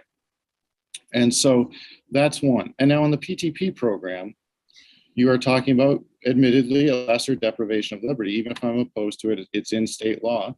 And individuals are, under the current law, put under the PTP program. Could it be clarified? Yes. Could it be, could the technical assistance be out there to ensure only people, are on it that meet the legal standard? Yes.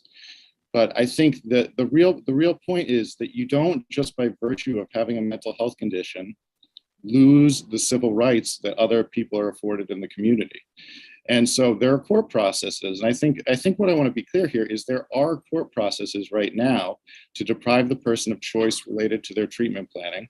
And that would be the PTP. You do not choose your providers. You're told, who has to be part of that plan, what medications might be advised in that plan, et cetera. And you can be hospitalized under a standard that we debated in another committee last session, under a number of different standards related to likelihood of serious harm. So people can be hospitalized, and can be put through the system. I mean, one of the things I'd like to say is there's, according to a news article, there's 500 beds in the system, licensed beds. They're just not all staffed. So I always get frustrated when people say we need more psychiatric beds. And I think we need to know why aren't they staffed? What are the barriers to people moving along through those beds? And that was some of the debate around the bill 1968 that you'll hear this afternoon. But I think, it's a great question. But what I want to be clear is I go to hospitals and I go to these places. I advocate for people to get out of jail and get into treatment. They don't just face legal barriers. They face barriers of being refused treatment even when they're eligible sometimes for certain agencies. So it's not just one thing that causes this problem in the system. It's many different things. And I think I do applaud the work group, because obviously I had a very divergent viewpoint from some of the folks on it, but we were able to work through some of these, some of the issues and come to some consensus on, for example, the monitor. But I think, the courts around the country have said we can't just preemptively lock someone into a facility because they have a mental health condition. And, there has to be some kind of danger to the self or others in some form. Now, the standards, around the country may vary, but that is a theme. So long-winded answer, but I hope that got at your question a little bit. It does help. I appreciate it. I assume you'll be at the work session. Yes. Thank you. Additional questions for Kevin? Seeing none, Simone Mallon, welcome. I assume you are providing testimony on both bills? Yep, I had them Great. separately, but I will put them together. Testimony in opposition or neither for nor against? In opposition of both, and I will explain. One of them is partial, so I'll explain where we are with that. So thank you, Representative Meyer, Senator Claxton, and esteemed members of Health and Human Services. Long time no see, last night.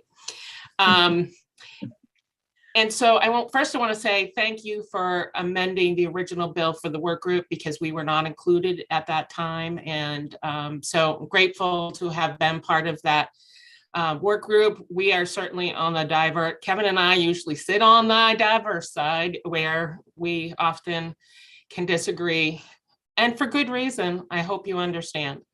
So in LD 1993, we absolutely support the monitor, and I'll tell you why. In the work group and out in the community, you'll hear that providers do not understand how this process works. And so we're not fully utilizing what we already have. So would love to see a monitor that helps educate, help give technical assistance. It's on the books. It's no secret. Forced treatment is severe. And I have it. I run that risk because I have a mental health diagnosis and I've been locked up in inpatient facilities. But you don't do that for me because I have diabetes and I may be at risk of driving off the road or my blood. It's hard for us who live with mental health challenges to run the risk of somebody taking control of our life. I understand the balance of sometimes some people need that support. I always am embracing of alternatives to get there, but I know that the rest of the world struggles and grapples with this. But as a person who lives with this every day and works with people every day, who this is their reality, their rights could be taken away. They could be forced for a year to be injected with medication they disagree with. So the part we disagree with in 1993 is the Section 2, because we want people to have a right to a hearing, because you could be forced to go back to the hospital under the PTP program, and you could go through that hospitalization and come to a different place. Recovery is fluid. You could get there, and if you don't have a process to kind of state your case, then you're going to be forced back out onto a PTP for who knows how long. So give people a due process chance in there before you automatically make an assumption that somebody needs this for life. Whatever your diagnosis is, it doesn't mean X, Y, or Z needs to happen. I have a bipolar 1 diagnosis, which often is in this loop with schizoaffective and schizophrenia. I was at a time where I was on disability, I was inpatient, all that stuff. I get it. You see me now. And so that should help you understand that recovery is fluid. People move forward in their lives, and we have to give them all the chances they need to assert their rights if something changes. The funds, it's a struggle for me because I intrinsically disagree with the PTP process. It's in law, I'll respect it, but spending state dollars when we're in a full-on crisis in so many other places that I've talked to you guys ad nauseum about seems like, oh my goodness, we're going to put money towards legal fees in a process that is really restrictive. So I just rather those funds be used for mental health treatment out in the community versus court orders. Yep, I'm good. Thank you for listening. I'm open to any questions. And thank you for being here. Questions for Simone? Seeing none. Actually, Representative Craven. Thank you. Thank you, Madam Chair. Thank you, Simone. So I just wondered whether there was conversation in the commission about having a hearing for a person once they were being released, and what was that conversation? I don't remember, and I'd have to go back and read through it. That particular piece. So like when I saw the bill come out, I was like, and I saw the title, I was like, oh, that's the one that we support, because I would rather people be well informed and use this correctly. And then I got down to the second part, and then that was a surprise to me, because that was not a piece we ever had consent. I don't believe we ever had consensus on, because I know that myself, Bobby Joe, and Kevin would have said, look, we need due process in here. You can't just skip that for people. So I don't remember it ever. I don't remember where this particular piece came from. And I will say I missed one meeting. So it may have happened then, but I know that Kevin was at all of them. And so I know that would have been raised had we had the conversation. But there was a lot of conversation about a lot of complex processes, especially when you come to different colored papers and steps. I'm in paper color learning too, Senator Claxton. Thank you. Seeing no other questions, thanks for being here.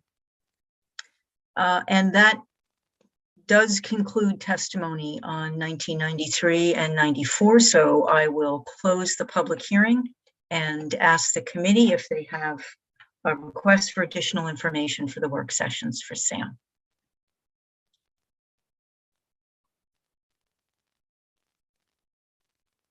I guess I would ask, and I know that it's in testimony and I know that it's been covered before, but with regard to the funds, 1994, just clarity around exactly what is currently being paid, what the fund would pay. I've heard legal fees and where that money is proposed to come from, and also who would administer that.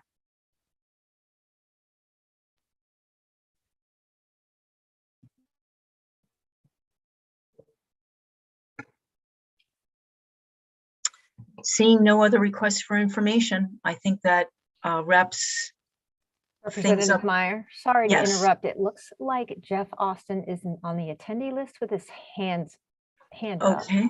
So do you want to bring Jeff in? He's on the way, and we'll see. He is not on any list, so we'll have to ask him. Okay. Welcome, Mr. Austin.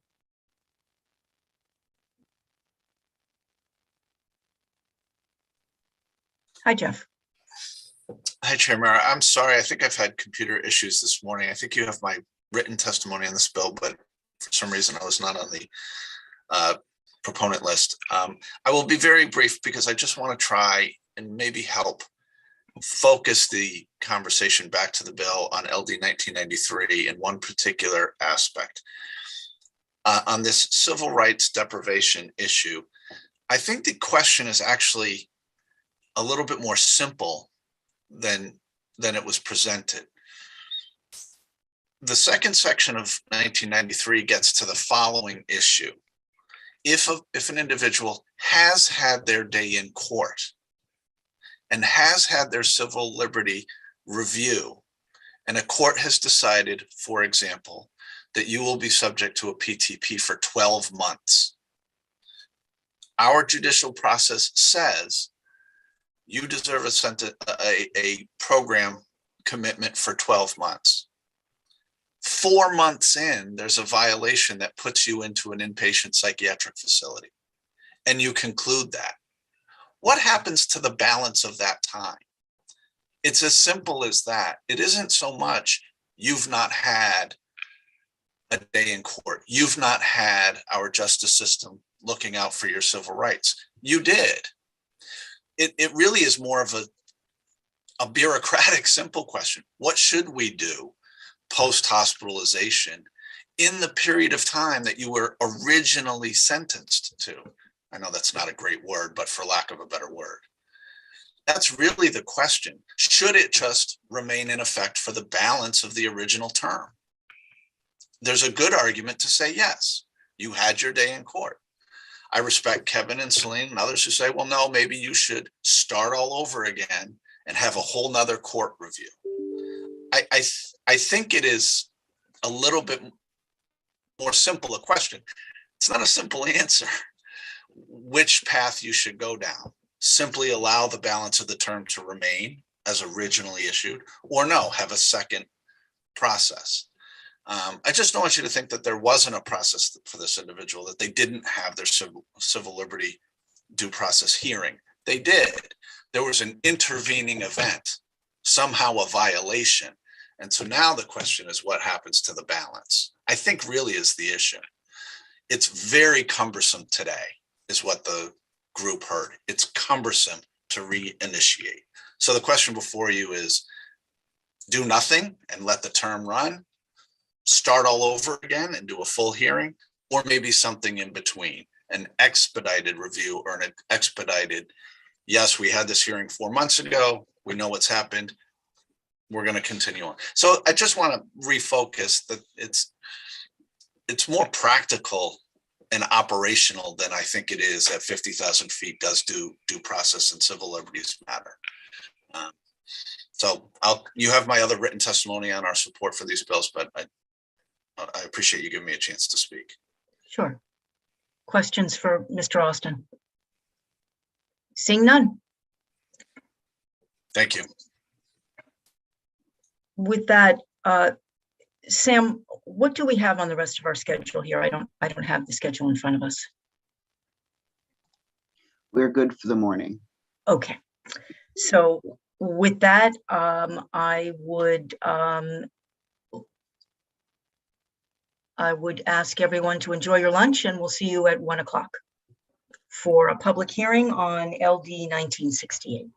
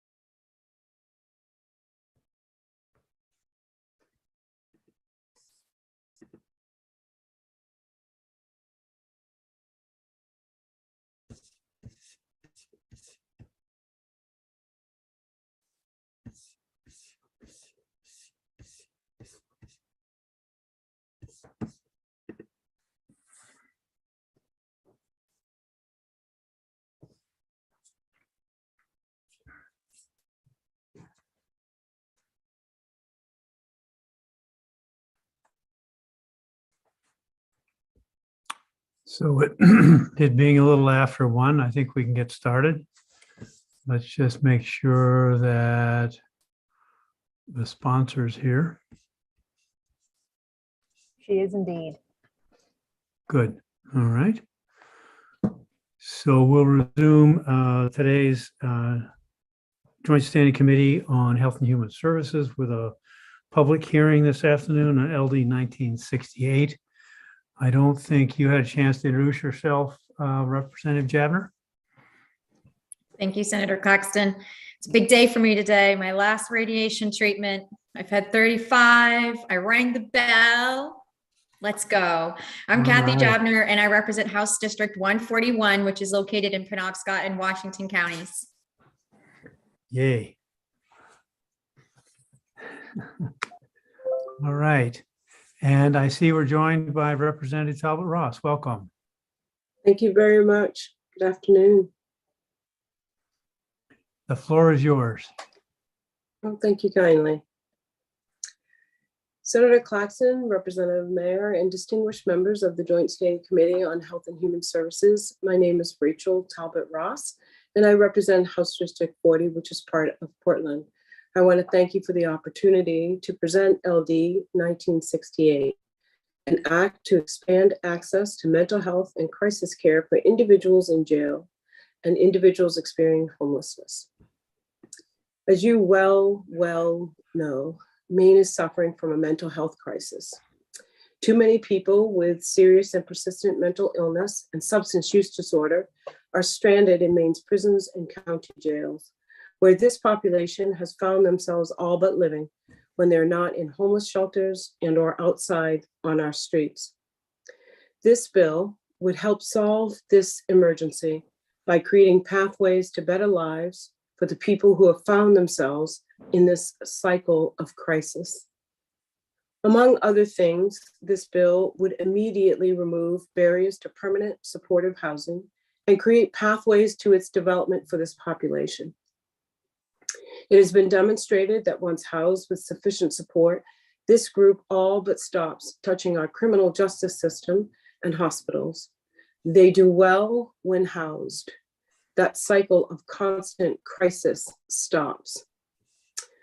A working group that I have come to know over the last couple of years, known as the Languishing Committee, has been meeting for several years to tackle the issue of people with serious and persistent mental illness, substance use disorder, and other disabling conditions languishing in jails and in our criminal justice system. The participants are broad and include representatives from jails, the legal and court system, hospitals, Disability Rights Maine, housing and homeless providers, legal advocates, DHHS Office of Behavioral Health, psychiatric service providers, peer and mental health substance use disorder providers, NAMI Maine, and Maine Housing. Working together with them to achieve consensus, the Languishing Committee developed this bill. I want to share my sincere gratitude for their countless hours of work on these issues. And I will say that the countless hours are 7 days a week. They are not relegated to business hours. They work countlessly on this, tirelessly on this. This is a group of extraordinary individuals who are absolutely committed to finding solutions. And I sincerely thank them for all of their hard work and dedication. So succinctly, this bill has 4 major parts. Part 1 would create appropriate places for people to go instead of jail.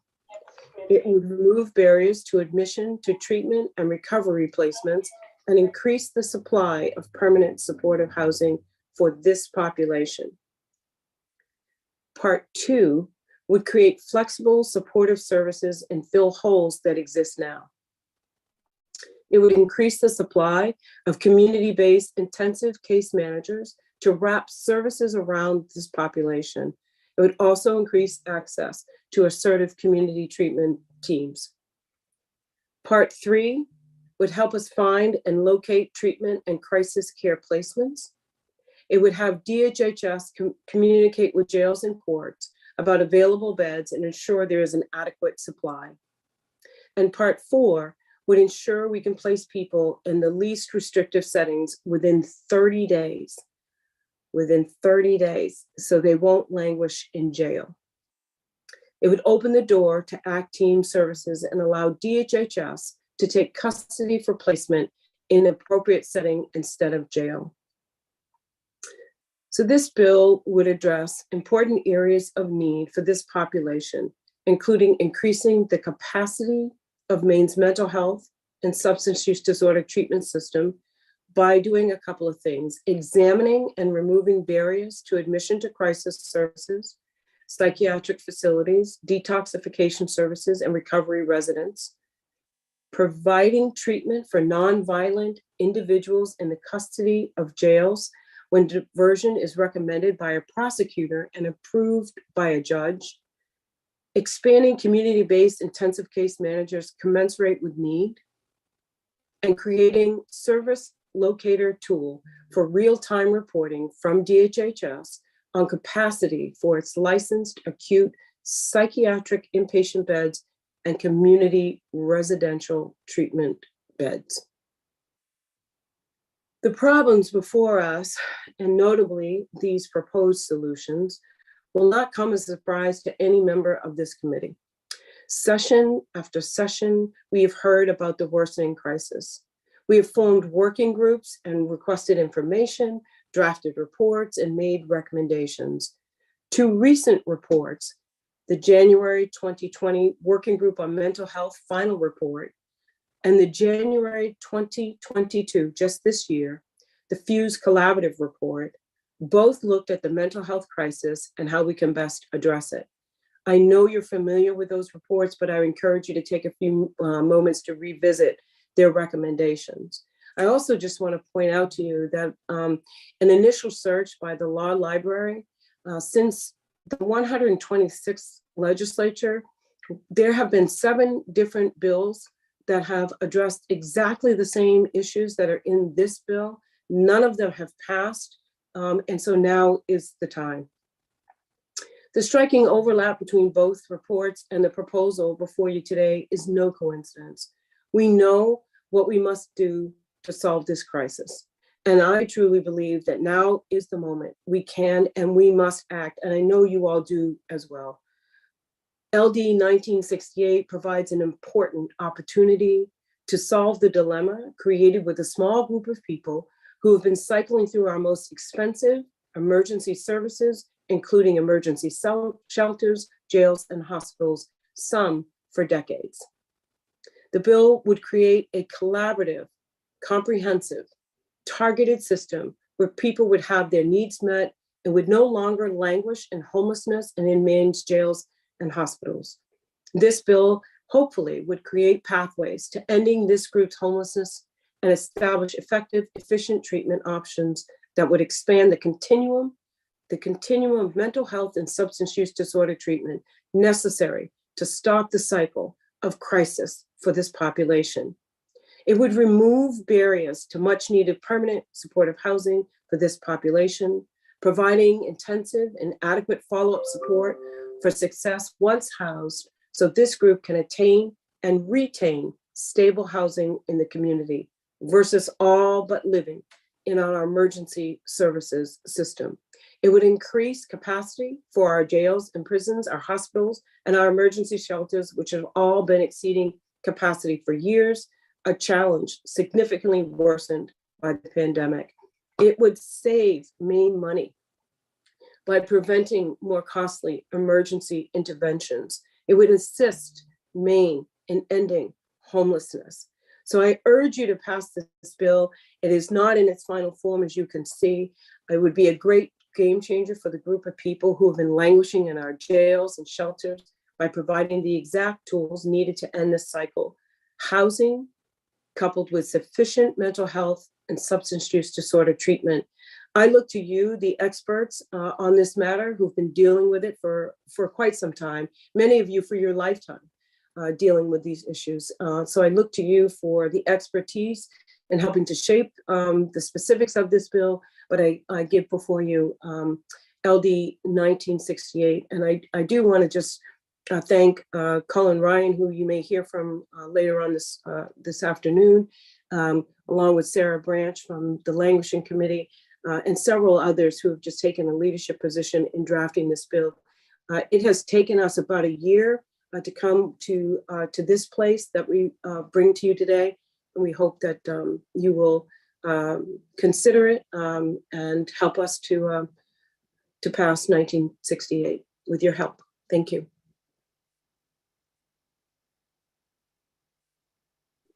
Thank you, Representative. Are there any questions of Representative Talbot Ross? I'm not seeing any. So as we have been doing, we'll go to testimonies 4 at this point, and that's done alphabetically by first name. Don't blame me. That's just the way it comes up on our screen. So we'll move to Ben Martineau. Welcome. Good day, Representative Meyer, Senator Claxton, and distinguished members of the Committee on Health and Human Services. My name is Benjamin Martineau. I'm with Homeless Voices for Justice. We work for and with those experiencing homelessness. We seek systemic reform to issues pertaining to these people through education, protest, and positive policy change. I'm here today to testify in support of LD 1968, an act to expand access to mental health and crisis care for individuals in jails and individuals experiencing homelessness. Incarceration and homelessness themselves can have negative effects on a person's mental health. An individual's psychological condition, substance use disorder, SUD, and or a lack of social safety net are key factors to not having a home or committing a crime. Sometimes being homeless even leads to criminal activity, while being released from a correctional facility can lead to homelessness. The last time I was homeless, I was fortunate enough to see a Preble Street caseworker who referred me to Catholic Charities for SUD, not having a home or committing a crime. Sometimes being homeless even leads to criminal activity, while being released. And main vocational rehab associates where I received case management. With the aid of that case manager, a housing counselor at Portland's Oxford Street Shelter, and a housing voucher that is good for the whole 5 months it took the 3 of us to find one, I secured an apartment. My recovery allowed me to receive back a rental deposit for the first time in my life after I moved to my present address. Since then, Preble Street has cut back on those services due to a lack of funding. The case management I received back then was also pro bono. At times, I look back at that experience and remember how many people with mental health conditions worse than mine see getting through those times as a humongous brick wall. My oldest son, suffering with SUG, keeps going in and out of Maine's criminal institutions as if there's a revolving door. Each time he's released, he runs into the same obstacles of immediately having to earn an income while facing the dilemma of where to sleep. I believe the training and hiring of 20 intensive case managers can relieve some of the heavy caseloads that overburdened social service providers handle. Well, the other suggested actions in this document can reduce the population of both those who experience homelessness and those who are incarcerated. I sincerely thank you for your time and attention. Thank you, Mr. Martineau. Are there any questions? I don't see any, so now we can go to Cullen Ryan. Welcome, sir.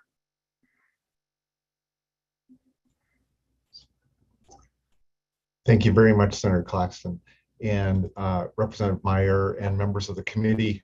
Thank you for your consideration of this bill. This is one of the most important pieces of legislation that I've ever seen.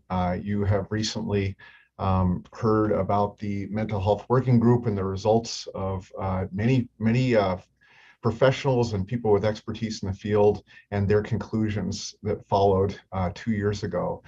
You've recently seen the FUSE legislation. You saw that go through your committee and it came out as a law, and a group came together, more expertise, more solutions that came to you in early January. And here you have a bill that puts this in motion. And I urge you to take action to make that happen. Among the different hats that I wear, I chair the ESEC Long-Term Stayer Committee. It's been focusing on housing the longest, people staying the longest in homelessness. And we've housed 370 such people. And what we found is that this population is up to 45 times more likely to be in jail when unhoused than housed, and over 19 times more likely to be in the hospital when unhoused versus housed. That really says it all. The population touches these systems when they're unhoused. It doesn't when they're housed. We just want to do that. This bill creates housing, it creates the services to get people in there, and it also solves the emergency needs of jails and the criminal justice system when they're trying to figure out what to do with somebody and they can't access a bed or an emergency facility. This puts all of that in motion and works to wrap ACT team support around the population because they don't belong in jail. And what's happening is that we have a population that is languishing in homelessness. What we are essentially doing is saying to people with serious and persistent mental illness and substance use disorder, here, you live on the streets. We will watch you, we'll put pressure on you, and we will see you touch jail because of the things that you need to do to survive. And we will see you go into the emergency room because of the things that you need to do to survive. And but we will leave the system as is. We need to change that narrative. We need to get this population into housing so they stop touching these systems. Here's a recipe for doing it. I think Representative Talbot Ross described the bill very well. It's quite simple. We need housing, we need support services, and we need access to the emergency type of beds that folks need, and wraparound support services of ACT team when somebody presents with serious and persistent mental illness. Right now, we're missing that. There were some 56 intensive case managers just a few years ago in the previous administration, whittled that down to what remains, which are 17. Most of those are in the jails. When I'm in my committee, the long-term stayer committee, I can ask an intensive case manager, what has happened now that that person has been discharged from jail? That intensive case manager is overwhelmed and can't tell me. They're out in the community, they're lost to that part of things. We discover them later when they're in a homeless shelter or when they're returned to jail. We need to have continuity, and that's what the intensive case managers do. We need to have housing placements to put people into. That's what we're lacking the most. We don't have anywhere for people to go. If we can get that going, we win.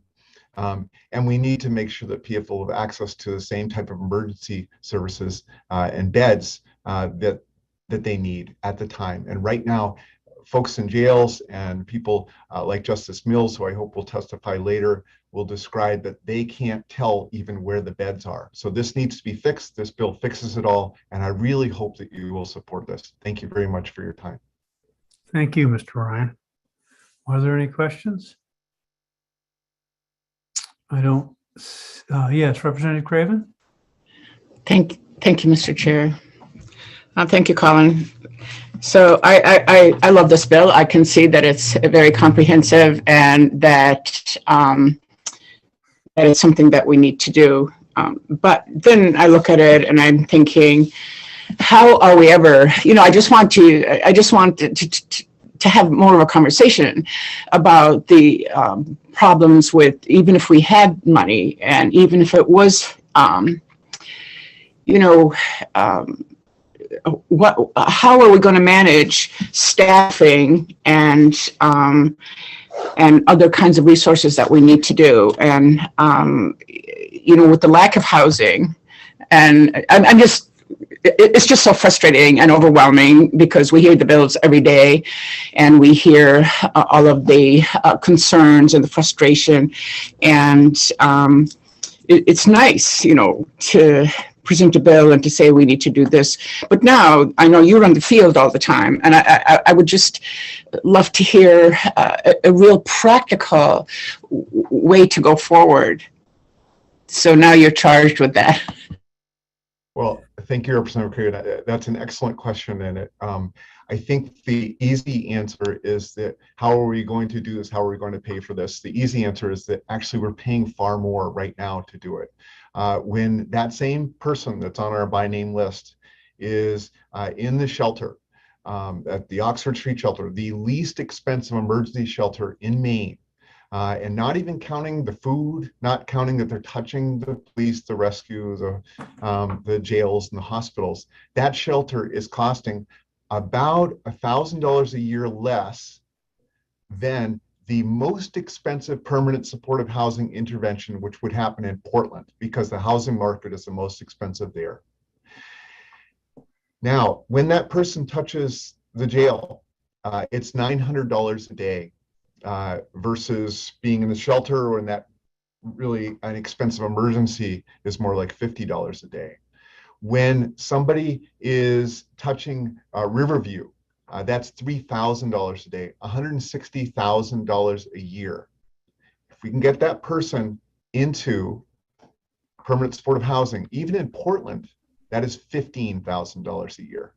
So instead of spending $160,000 a year to have somebody up there for months and months and months and back and forth, instead of spending the equivalent of about $45,000 a year to have somebody in and out of jail, we can be spending $15,000 to have them housed in our most expensive housing market in permanent supportive housing. We can be spending $12,000 to $13,000 to have them in places like Bangor and Waterville. We are doing that. It works when we do. People have over a 91% success rate when they are housed. They stay housed. They stop touching our systems. Last month, our by name list, we had 370 people who were housed. We had 138 that were unhoused. Not a single person was in jail who was housed. Zero.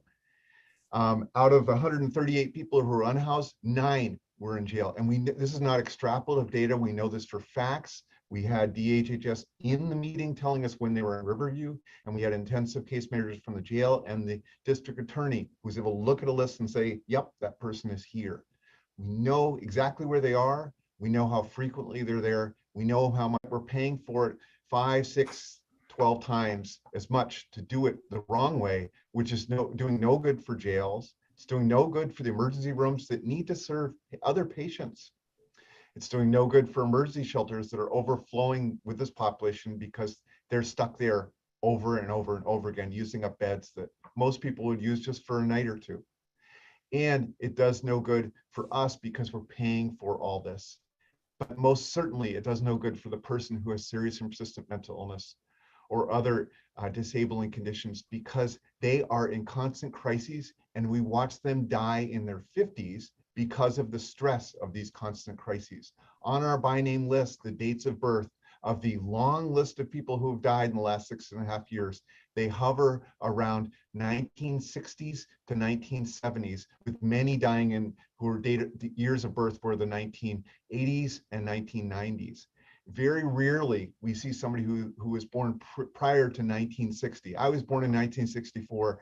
I think of myself as healthy and hope that I'll live a long time. These folks are dying of old age at my age of 57, and they're dying fast. We can stop this. We can provide healthier lives for these people. We can save money. So that's my short answer, maybe long, but to your question, we can and we must do this, and we have the resources.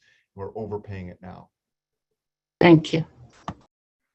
Thank you, Mr. Ryan. Next, we'll go to Cheryl Harkins. Good afternoon.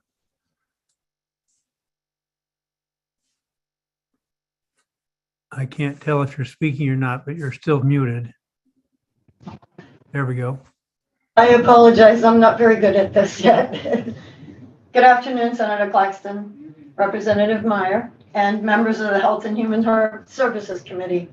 I'm Cheryl Harkins, and I reside in South Portland. I'm an advocate with Homeless Voices for Justice and with Homeless Advocacy for All.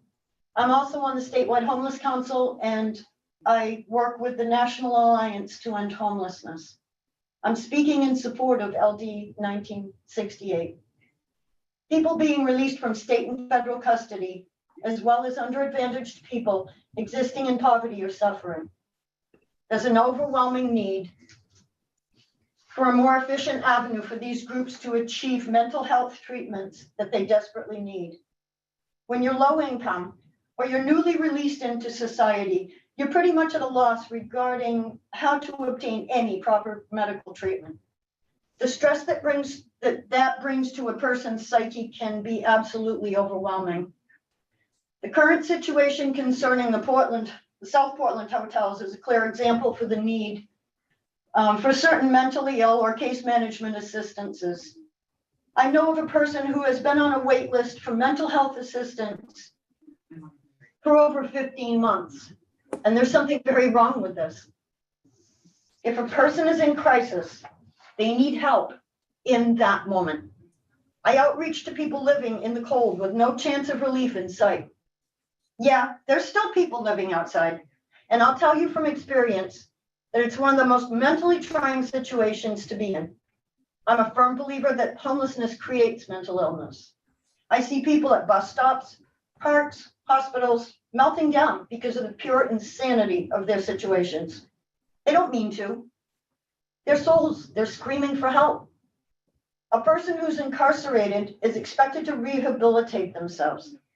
Exactly how are they expected to achieve their goals of doing their time, getting rehabilitated, getting released, and successfully staying out if the proper programs to teach the coping skills they need to make themselves whole aren't available? By not providing the mental health support to inmates that so desperately needed, the DOC is failing to prepare them for a life beyond prison. That's setting them up for failure. That lack of attention is just plain cruel. The time is always right to do what is right. Now is that time. Please vote to pass LD 1968. Thank you for your time and attention. Thank you for your testimony. Are there any questions of Cheryl Harkins? Not seeing any. I will go to Jean Gore. Welcome. Senator Claxton, Representative Meyer, members of the committee, I'm here to support the bill. I witness every day through our members' heartbreaking stories and my own outreach in Maine, the tragic consequences of our state and this country's abandonment, discrimination against, and criminalization of people who suffer from no-fault brain disorders and/or addictions. I've been trying to help a young man and his girlfriend who are homeless in Bangor for almost a year now. She had a baby almost a year ago. Immediately after delivering the baby was taken from them, put into foster care, and they were evicted from their home. She suffers from schizoaffective disorder and a drug addiction, and her boyfriend suffers from autism and PTSD. I want to be clear. They are not their illnesses. I have gotten to know both of them quite well. They are kind, intelligent, sweet people who deserve a chance to make their lives whole again. She brought herself to the hospital many times and was released after a few days to the street, and she was arrested for dumpster diving looking for food. She remained in jail for almost a month awaiting a hearing. That trauma only served to exacerbate her illness. She was finally brought to a hospital where she was kept a couple weeks and again released to the streets with no home and no treatment. Her boyfriend doesn't drive and couldn't make it to many of the appointments I arranged for him with PATH because he had no transportation.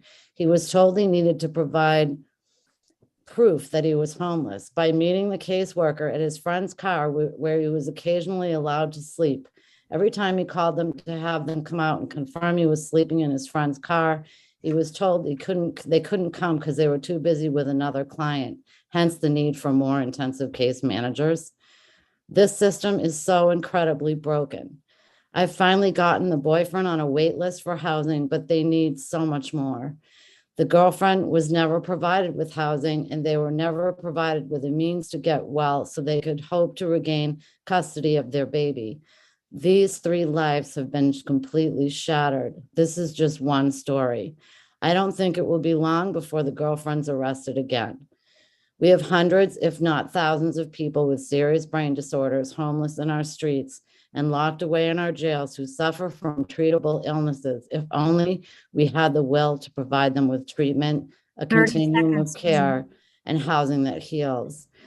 I'd also like to suggest that you add to this the PTP program, because a large number of these people have no knowledge of their illness because they suffer from anosognosia, and perhaps also increase the number of mental health courts to divert them from jail in the first place.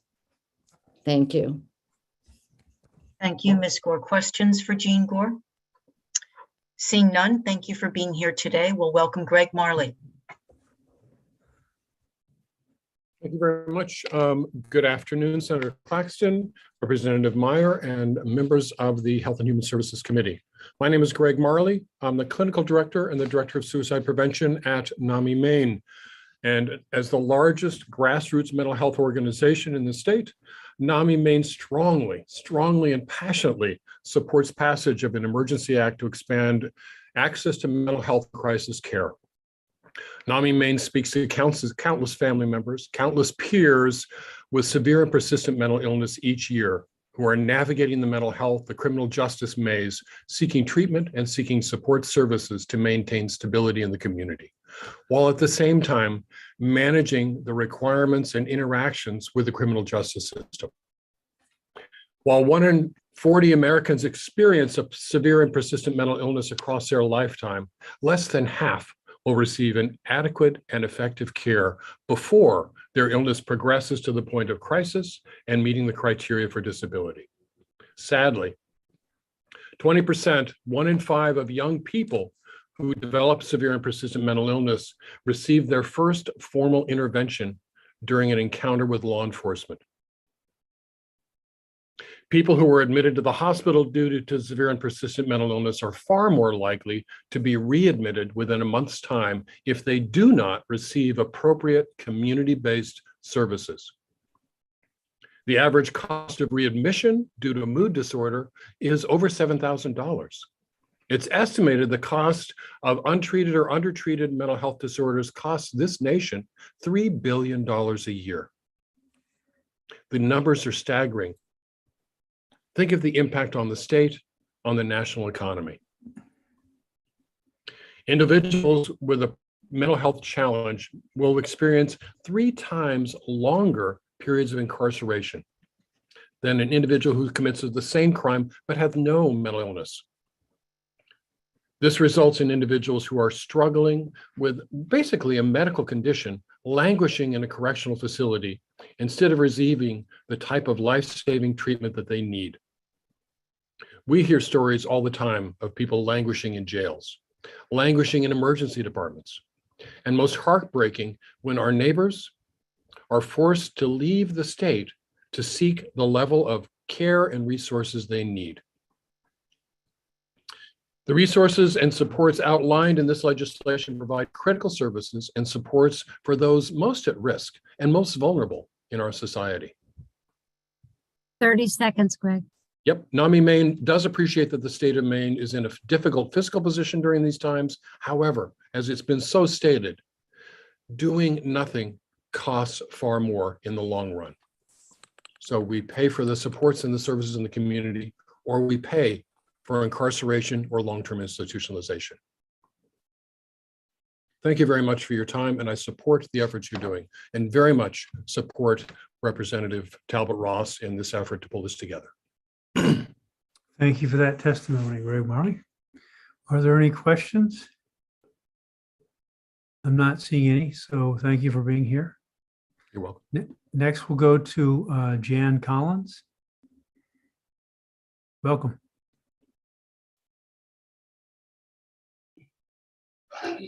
Thank you.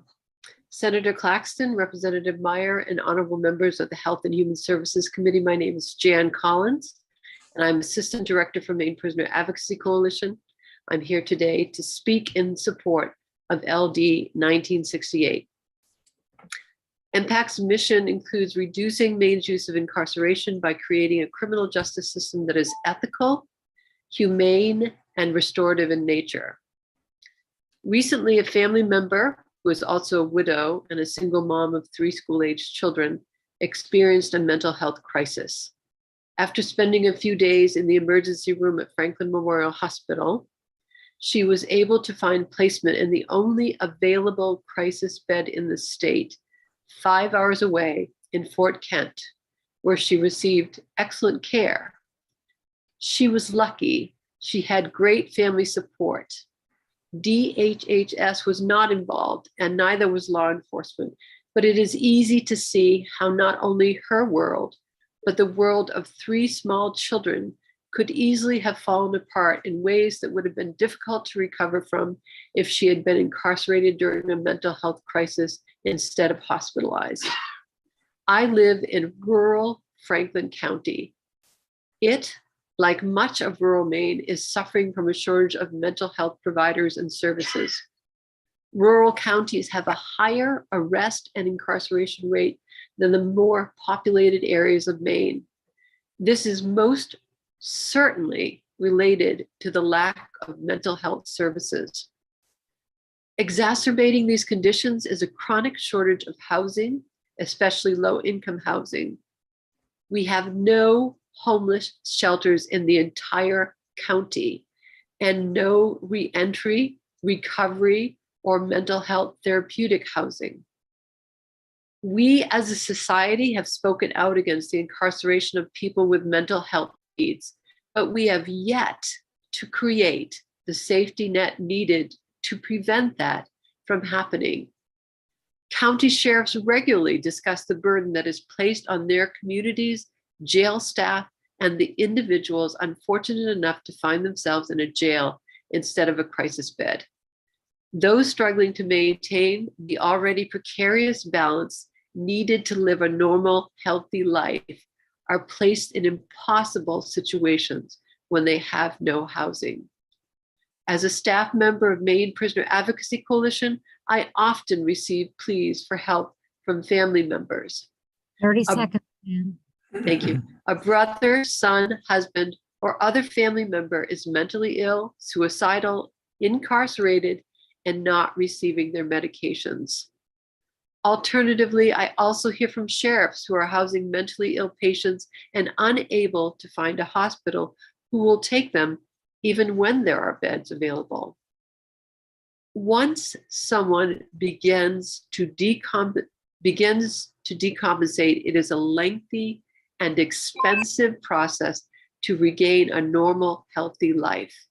Supportive housing, not jails, is the humane and financially responsible alternative. Please give LD 1968 your full support. Thank you, and I'm willing to take questions. Thank you for that testimony, Jan. I don't see any questions. So next we'll go to Jeff Austin.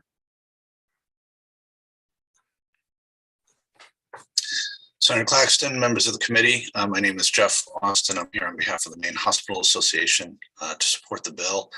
First, let me thank Representative Talbot Ross for bringing this forward and doing as much work as she has.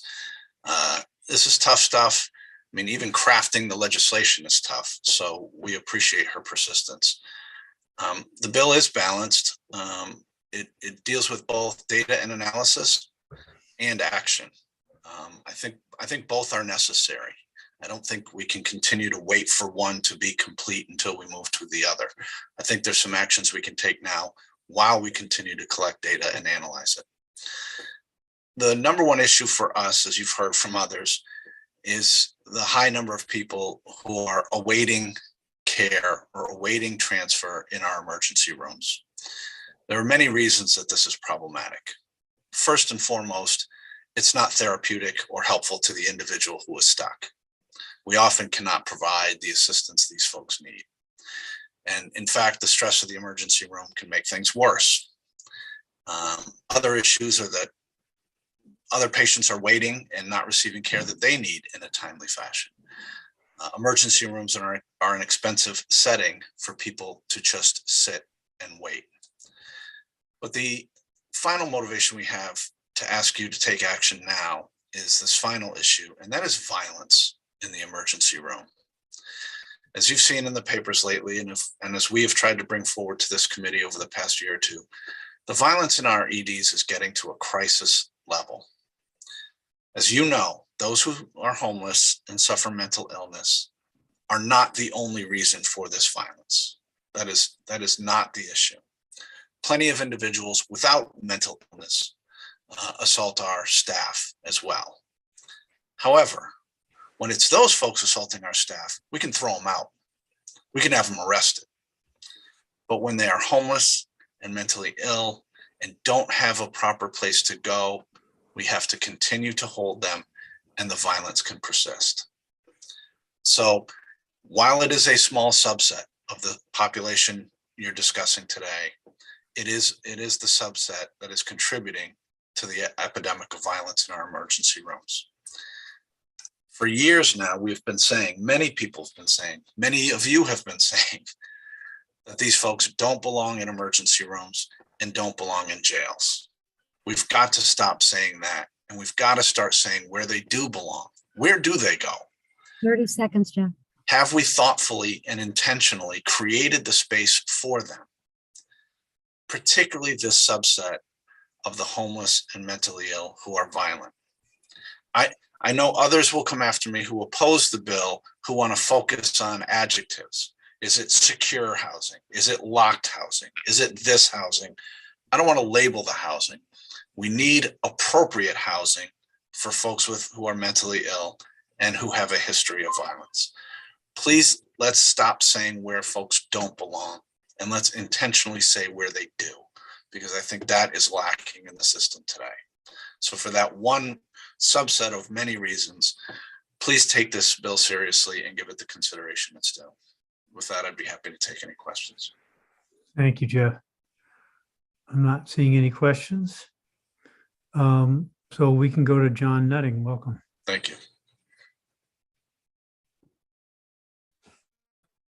Senator Claxton, Representative Meyer, other distinguished members of the committee. I am still John Nutting, as I was this morning. I wanted to testify in favor of LD 1968. There's been a tremendous amount of work go into this bill. My testimony, however, has a small, but I think important caveat. And that is, I'm testifying in favor of this bill as long as it's in addition to LD 1993 and 1994. A family member received a new apartment a few years ago. It was staffed, it was beautiful, but the person did not think they needed to be on a treatment plan and screamed at their voices all night, upset the whole building, and lost their apartment. Adding ACT teams and intensive case managers is very appropriate. It will effect very positive change as long as the individual realizes they need the mental health treatment that professionals feel they do. If they don't, none of this will be successful for those that have anosognosia or lack of awareness of their illness. None of this treatment will be effective unless they're under a PTP program. Then it will be very effective. As the Maine Association of Psychiatric Physicians has testified previously to this committee, if we have somebody in Maine that's had 20, 25, 30 hospitalizations per their lifetime, every relapse that they have causes further brain injury and further worsens their individual prognosis going forward. And so this is a very important bill, but it really has to be placed with this morning bill as a package, I believe, to give us the best benefit for the money that we'd be spending. Be happy to answer any questions. Thank you very much, the Honorable John Nutting. Thanks for being here. I don't see any questions. So we'll go to Katie Fulham Harris. Good afternoon, Senator Claxton, Representative Meyer, members of the committee. I am Katie Fulham Harris of Maine Health, and I'm here to speak in support of the concept draft that's before you today. Very impressed with the work of the Languishing Committee and want to just express that after the hours and hours of testimony that you heard yesterday related to the behavioral health crisis, I'm not going to reiterate all of those issues. What I do want to say is that we believe this bill actually provides a vehicle for addressing much of what you heard, not all of it, but much of what you heard. And we are particularly supportive of the notion that supportive housing combined with a robust set of services and supports for individuals is desperately needed across the state. This is not specific to any region. It's clear that we're needing this across the state because all of our emergency departments are feeling the effects of individuals who do not have adequate support, whether it be clinical support, housing, or in most cases, both. LD 1968 takes important steps to ensure that the necessary supports are there for people, from ACT teams to housing and intensive case management. And I want to just take a moment to reflect upon Section 4, which Mr. Austin just referred to, which is we feel very strongly that this is a very important gap in the system right now, which is adequate availability of appropriate residential treatment for adults and children with high levels of behavioral health needs who are at increased risk of involvement with the criminal justice system, and I would say, or emergency departments, and whose behaviors require high levels of staffing. The need for secure, whether that be staff secure or locked, we will not opine upon that, but the need for higher levels of residential treatment facilities for individuals who do have a propensity for violence is desperately needed. We're sending people out of state when we can find out of state placements for them now. It is clear that we need to have our own secure facilities. And I'm glad to say that the budget includes such a facility for children, but we also need the same level of support for adults. Some who will have IDD, intellectual and developmental disabilities, and autism. Others may have mental illness, but we've got to find a way to treat them outside of the emergency departments and the jails. And with that, I would be happy to answer any questions. Thank you. Are there any questions of this testimony? I'm not seeing. Thanks again for being here, Katie. Thank you. Next, we'll go to Kevin Joyce. Welcome, sir. Good afternoon, Senator Claxton, Representative Meyer, and distinguished members of the Health and Human Services Committee. My name is Kevin Joyce.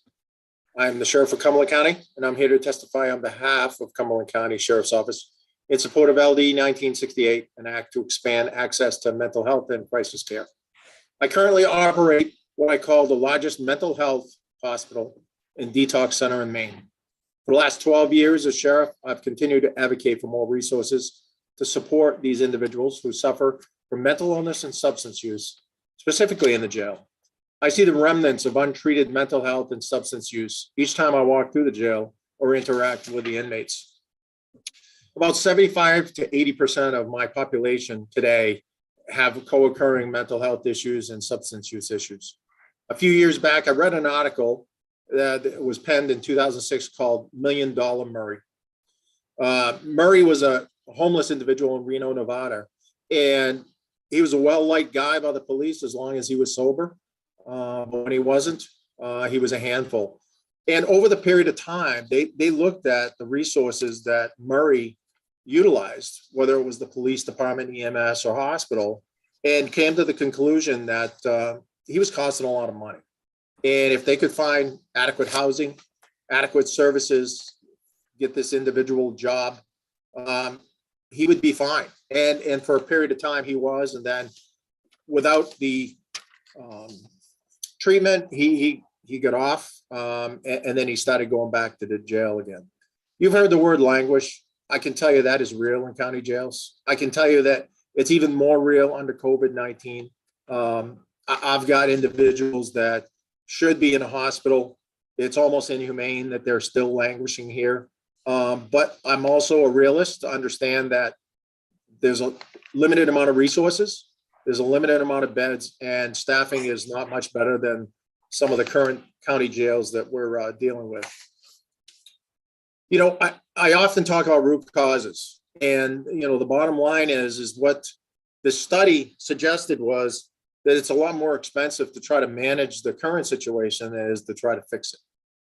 And when you look at root causes, if an individual is arrested 25 times, what makes it think that the 26th time they're going to catch on and not get arrested?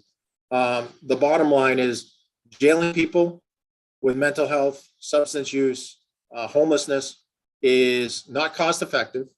You've heard it before. And that frankly, we need to do something different to try to get out of this circulating door. So I appreciate it. Thank you. I hope that you'll vote ought to pass, and I'll answer any questions you have. Thank you for being here, Sheriff. I don't see any questions. So now we can go to Doug Dunbar. Welcome. Thank you, Senator Claxton. I'm glad to go after Sheriff Joyce because I've been on the other side.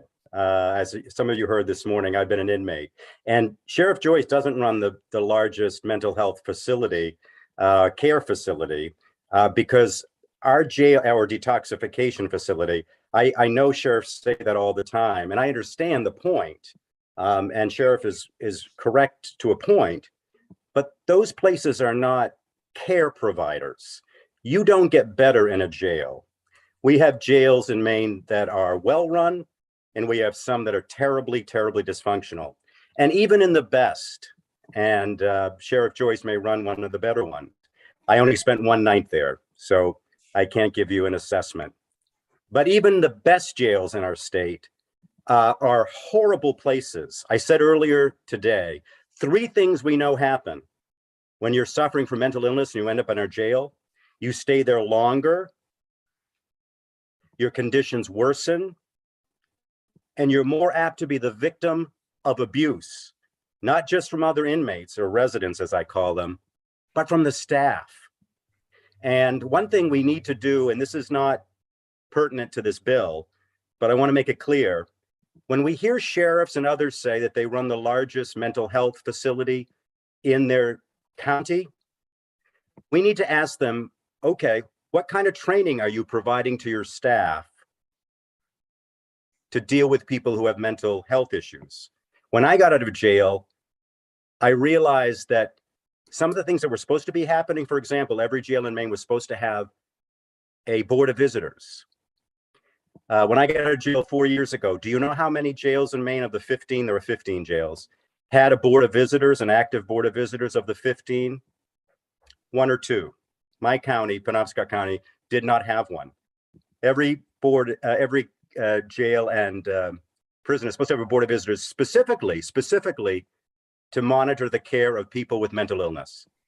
And it had been the law of the land in Maine since 2003.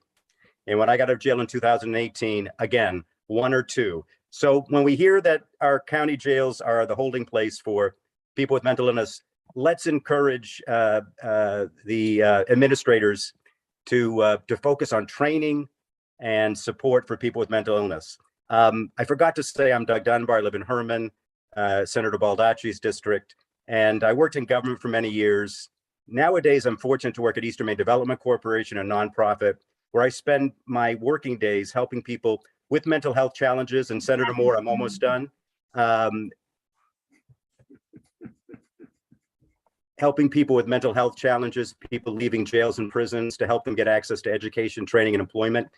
I guess what I'm here to say is, and you know this, we have done so many things wrong for so long, and I didn't realize it till I went to jail. And you all should go to jail for a couple of weeks. I am not kidding at all. You would all race to the revisor's office to submit legislation like 1968, because these are the things we need to do, and we have failed miserably for decades. Thank you. Thank you, Mr. Dunbar. I'm not seeing any questions, so we'll hear from Attorney Sarbeck. Welcome. Thank you, Senator Claxton. Can you hear me? We can. Okay, I apologize. I'm testifying from my parked car at Wyndham High School. I just got out of an event. But I want to say thank you to Senator Representative Talbot Ross for bringing forward LD 1968. This is a piece of legislation that is very near and dear to my heart, but also many other people's hearts in Cumberland County who have been working on this type of legislation for many years now. I'm Jonathan Sarbic. I'm the district attorney in Cumberland County. And the reason that I'm voting and asking the committee, not voting, but asking the committee to vote ought to pass on LD 1968 is because this bill is a long time coming from those of us in Cumberland County who have seen a mental health crisis going on for approximately 4 years now that we've been working on our mental health languishing committee. And we think that this bill is going to be a step in the right direction towards diverting people from the criminal justice system and getting them the help that they need for their mental health issues that might be happening for them. As you heard from Sheriff Joyce, people are in the Cumberland County Jail, and the question is, where can we get the resources to actually address these issues so people can stop coming into the criminal justice system? And it's fair to say that, yes, as the district attorney, I have I have the tools to not charge, but at the same time, though, what help is that going to provide? And we have to really look at this holistically. We have to look at the root causes that cause mental health issues, but we also need to get people the supports that are going to stop them from coming into the criminal justice system, help those individuals get the assistance that they need so they can be part of our community and really have a better chance of not falling into the trap that can be the criminal justice system. So I'm open to questions if people have any.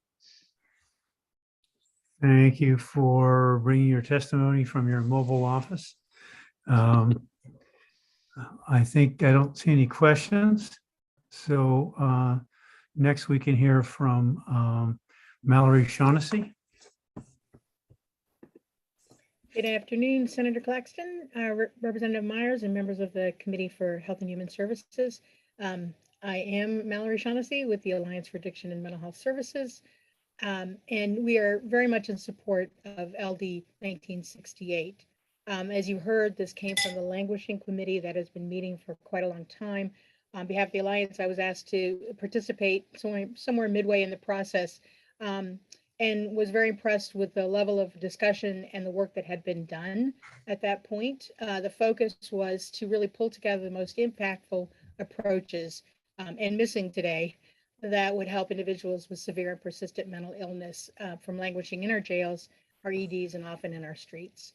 At the Alliance, we have discussed this and are fully supportive of all of the elements of this concept draft. But I would like to highlight 3 areas that we feel are of utmost importance. First, number 3, section 4, which is that DHHS shall ensure there's an adequate availability of appropriate residential treatment in the least restrictive setting possible. And that in blah, blah, blah, state, geographic areas of the state, adults and children, high levels of behavioral health, but also with need of high levels of staffing. The terms appropriate and least restrictive are key pieces. Appropriate refers to the clinical level of need of the individual. Least restrictive means that the consumer should have the opportunity and as necessary active support and encouragement to participate in mainstream services and activities to the greatest extent possible as they work towards their recovery goals. Least restrictive is a continuum and is dependent on the appropriateness of the level of care needed. It is dependent on the supports available to meet the individual's needs, and it is dependent on the stability of the individual. It is dependent on if they're receiving and accepting the needed treatment and services. Maine needs a full continuum of residential services at all levels of care, as well as supportive housing at all levels. And there needs to be the capacity for individuals to remain long-term at the level of housing that best supports their need. Secondly, number 4, which would allow necessary updates to legislation that would allow the court, when committing a defendant to the custody of the Commissioner of DHHS for placement in an appropriate institution for care and treatment, to include assertive community treatment teams as one of those, as a little bit less restrictive commitment than an inpatient. Third, Number two, which increases supply of community-based intensive case managers. 30 that can wrap- seconds. Sorry. Thanks. That can wrap services around this population. And by increasing ACT team capacity, which you hear me talking about quite extensively, there's critical need there. But these are the services that hold the, that are the glue that hold all the rest of it together. Case management and intensive treatment are critical components to maintain stability in the community. If we don't act now on something like this, when we know the situation, we know the crisis, and we know we have a once in a lifetime opportunity of funding available to the state of Maine to create new integrative systems. If we don't do it now, whenever will we? We just got the release today of the new forecast, and we have funds to do something significant. By gosh, let's do it. Please support this with all your might. Thank you, and I will answer any questions. So I'll ask a question. So if this was to pass tomorrow, how long is it going to take us to get to 3.4 and high staffing for the behaviorally particularly challenging people? How long is it going to take us to find 35 intensive case managers? Well, what I can tell you from, we keep hearing about, it's not just money. There's not enough people, There are enough people out here. They don't have incentive to do, to work in some of these fields because of the lack of funding. Now, the Certified Community Behavioral Health Centers is a new type of a service that's come into the state of Maine. It was a federally granted program. There's 4 of them currently in Maine. Maine's working towards potentially bringing it into a state plan amendment. They were able to file a grant application that they built into it actually adequate benefits and wages for staff. And they got the grant, and then they were able to just go out and hire people at those higher levels of pay with benefits. And they were able to staff up. They hired people. They were full within a couple months. It is a big piece of the problem. They've also brought people in from out of state. Maine is a great place to live. A lot of people would like to be here. If we were offering a competitive wage and benefit package to people, I think we would see a lot more people relocating here and staying here after college. Thank you for that. I think it's doable. Thank you for that. Any other questions? Next, we can go to Megan Sway. Thank you. Senator Claxton, Representative Meyer, and distinguished members of the Committee on Health and Human Services. Good afternoon. My name is Megan Sway, and I am the Policy Director for the American Civil Liberties Union of Maine. We're a statewide organization committed to advancing and preserving civil liberties guaranteed by the Maine and U.S. constitutions. On behalf of our members, we urge you to support this concept legislation with one minor exception, because it would help ensure that people with mental health challenges get healing care and support rather than harmful and ineffective incarceration, punishment, and homelessness. I want to focus my attention. You've heard a lot of statistics. You know the statistics better than I could tell you, but I want to focus especially on, I believe, Section 5 of this bill, which is especially important from a civil liberties perspective. Section 5 would provide that when a judge orders a person who's incarcerated to commitment for mental health care, that they have to be committed within 30 days. This is important because people who are not criminally responsible should be in healthcare settings, not jail. And it's a civil liberties violation to keep them in jail instead of in the healthcare setting.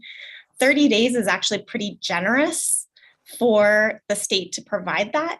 The Ninth Circuit held that waiting a month in jail before you are sent to a hospital for mental health care can violate the Constitution. So 30 days is actually, pretty generous amount of time to give the state to get someone from jail who actually should be in a mental health facility. The part of the bill that we have a problem with is very small, but in Section 4, We urge the committee to avoid committing to building locked facilities. It's not clear to us that that is necessary. Locked facilities, much like jail, locked hospitals are a deprivation of liberty. And it's our understanding, a lot from the work in children's behavioral health that we have been involved in over the years, that there are beds available. It's just not clear that the facilities are willing to take people. And so we would urge the committee to look at what is it that is preventing these beds from being used? Why would we build a new facility if there are beds available?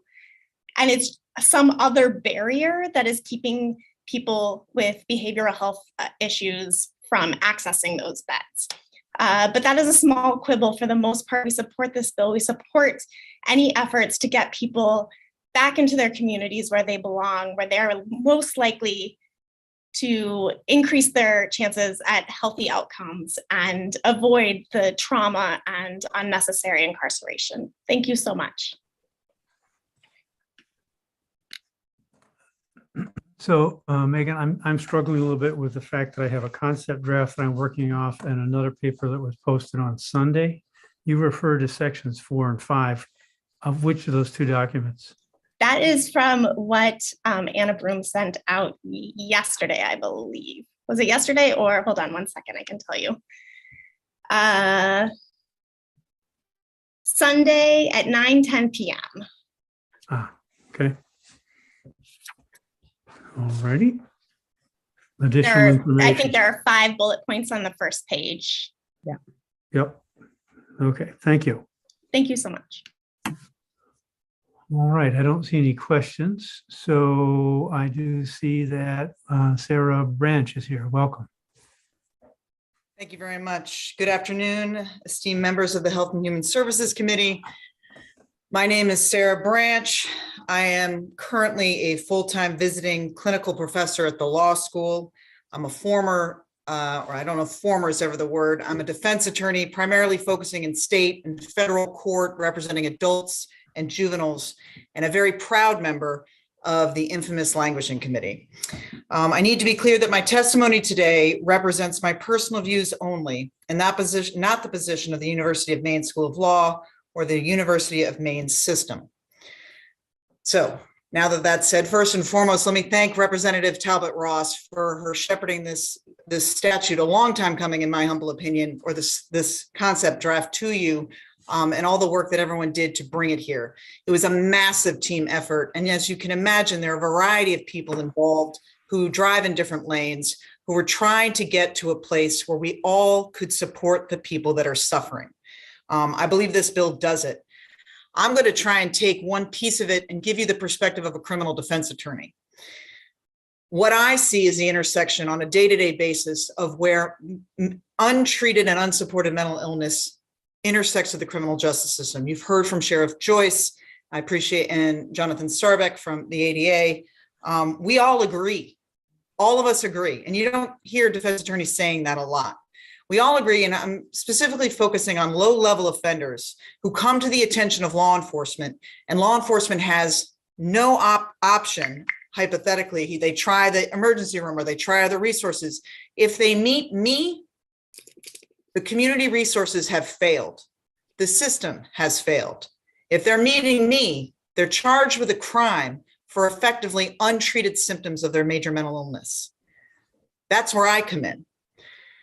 Back in the day, pre to COVID, if we can all remember that back far, I used to go to the jail.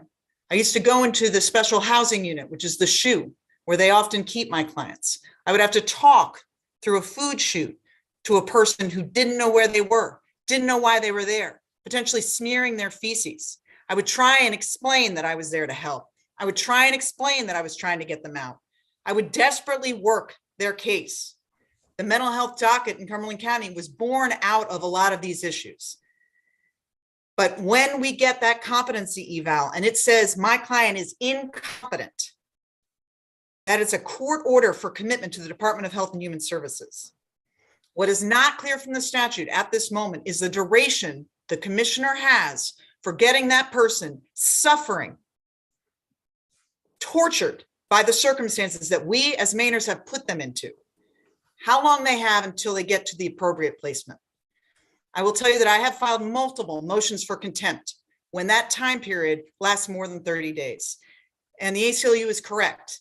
We tried to give the state of Maine, knowing circumstances are tough, a little grace period. Other states have said 7 days from court order to bed.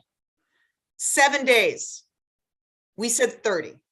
That is an absolute recognition that things are hard. People are trying their best. And let me be clear. There is no one that is working in the system, and all these individuals who are testifying today are doing their best for people who deserve our help. They are trying. But what this bill hopefully does is give them more tools in their tool belt so that they can be successful. So I am particularly married. The entire bill is fabulous. I would urge support of the entire bill. I am focusing, because it is my bailiwick, on the statute change. 15101 needs to change. We need to give the opportunity to the judge to give an ACT team if they don't need hospital level of care for restoration. And we need to give an expectation of a duration where I can turn to my client, if they can understand me, and say, I will get you out. And at a minimum, the court says 30 days. You will be in a bed or you will get help. I urge the support of this bill, and I am happy to answer any questions. Thank you. Thank you for that testimony and that perspective. Are there any questions? I'm not seeing any. So we've been joined by Betsy Sweet. Welcome. Thank you, Senator Claxton and Representative Meyer and the good members of the Health and Human Services Committee. I actually wasn't going to testify in person today, but I just want to lay something out after the incredible testimony that you've heard. You've heard about the details, and you heard that we just got a press release that the state now has $411 million more surplus dollars on top of the $820 million that was announced a month ago. That means this state is sitting on $1 billion more money than we have had. You heard, and you did a yeoman's job yesterday, of the crises that we are facing. You heard it for 8 hours, 9 hours, 10 hours yesterday. This is the moment. This could be the moment where we stepped up, where the legislature stepped up and was bold and said, yes, take that, and I'm just going to throw it out there, take that $400 million and put all of it to these people who have been languishing in our jails and in our hospitals, and we know cost us more money in the long term. Right? Martin Luther King used to say we have a 10-day government. We can only think ahead 10 days. This is a moment that in my 40 years in advocating at the State House, we have never had. We have not had a crisis this deep, and we have not had money, and we have not had the will and the understanding of the legislature and the public in a way that has come together like this. And I am asking you not just to pass this bill, I am urging you to be bold and think large and imaginatively, and let us use this money for the good that it can do to provide the shift in the system so it doesn't take 20 years to turn the ship around, but we can turn it on a dime. That is the opportunity that this bill and what you heard yesterday, combined with this money and this crisis, provides. I am pleading with you to take this opportunity and make a historic decision. Please. Thank you so much. Thank you. I don't see any questions for Betsy. So Lisa Harvey McPherson is back with us. We wondered where you were. Hi, Senator Claxton, Representative Meyer, and committee members. I apologize. My name came up in the Appropriations Committee, and I was speaking to the funding for the community college nursing program. So I appreciate the opportunity to be back with all of you to testify in support of this bill. I am speaking today on behalf of Northern Light Health member organizations in support of this bill. And I have worked with what we call the Languishing Committee for nearly a year, along with my colleague, Dr. Campbell, who's the Chief Medical Officer at Acadia Hospital, advising me on our strategies to address the crisis of individuals with mental illness languishing in our jails. We thoroughly vetted all of the proposals before you today with a strategic eye on intervening with this very difficult population, supporting them to thrive in the community with resources and avoid this cycle of reincarceration, emergency room visits, and homelessness. I'm going to speak to the specific component of the language that I worked on closely with my colleagues at Maine Health, and that's the section of the bill to require the Department of Health and Human Services to report on service locator project data regarding inpatient and community beds and establish a telehealth behavioral service. I believe this committee has been briefed a couple of times on the department's planned contract with a vendor to establish a bed locator service for beds in the community. This section of the bill requires a report back to this committee on the progress of that web-based data approach, and I certainly think that that would be valuable information. The second part of the bill helps us take a look at the data on bed capacity. It's highly confusing to you and the public when we receive information on the number of licensed beds, both in psychiatric beds and community residential beds that are available, because they're not all available. There's a significant difference between a licensed bed, a staffed bed, a bed that's available for admission, and beds that are closed.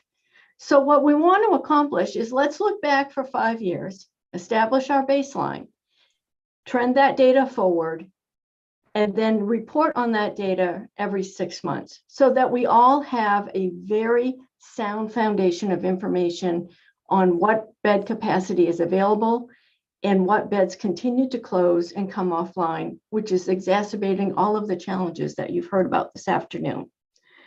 Part 3 of the bill is exciting. We look to expand telehealth behavioral health services into the jails. York County Jail has this service, and we ask the Department of Health and Human Services and the Department of Corrections to work together jointly to expand telehealth services by behavioral health professionals to individuals in the jail with mental health needs. Let's care for them at the point at which they are at and provide strategic interventions to manage their behaviors in that setting. And the fourth part of the bill addresses the need for residential treatment. I want to echo what I know that you have heard from my colleagues. Our emergency rooms are full. Patients are violent and they're lashing out. They need residential facility treatment that isn't available. And when we admit them to Acadia Hospital and we stabilize their behaviors, we can't discharge them because the community residential beds they need aren't available. We will not be out of this vicious cycle that's resulting in our employees being assaulted on a daily basis until we address that fundamental need. And I know there are a lot of different thoughts about that, but that is an essential component of the success of this package. And with that, I welcome any questions that you have, and I really do appreciate the opportunity to testify at whatever time I happen to be able to join you again today. So thank you. Thank you for being here, and good luck in front of appropriations. I'm not seeing any questions. If there's anybody else who'd like to testify in favor of this bill, who's not had a chance yet, please put up your hand. We have, I see, and we'll bring Dr. Skinner in.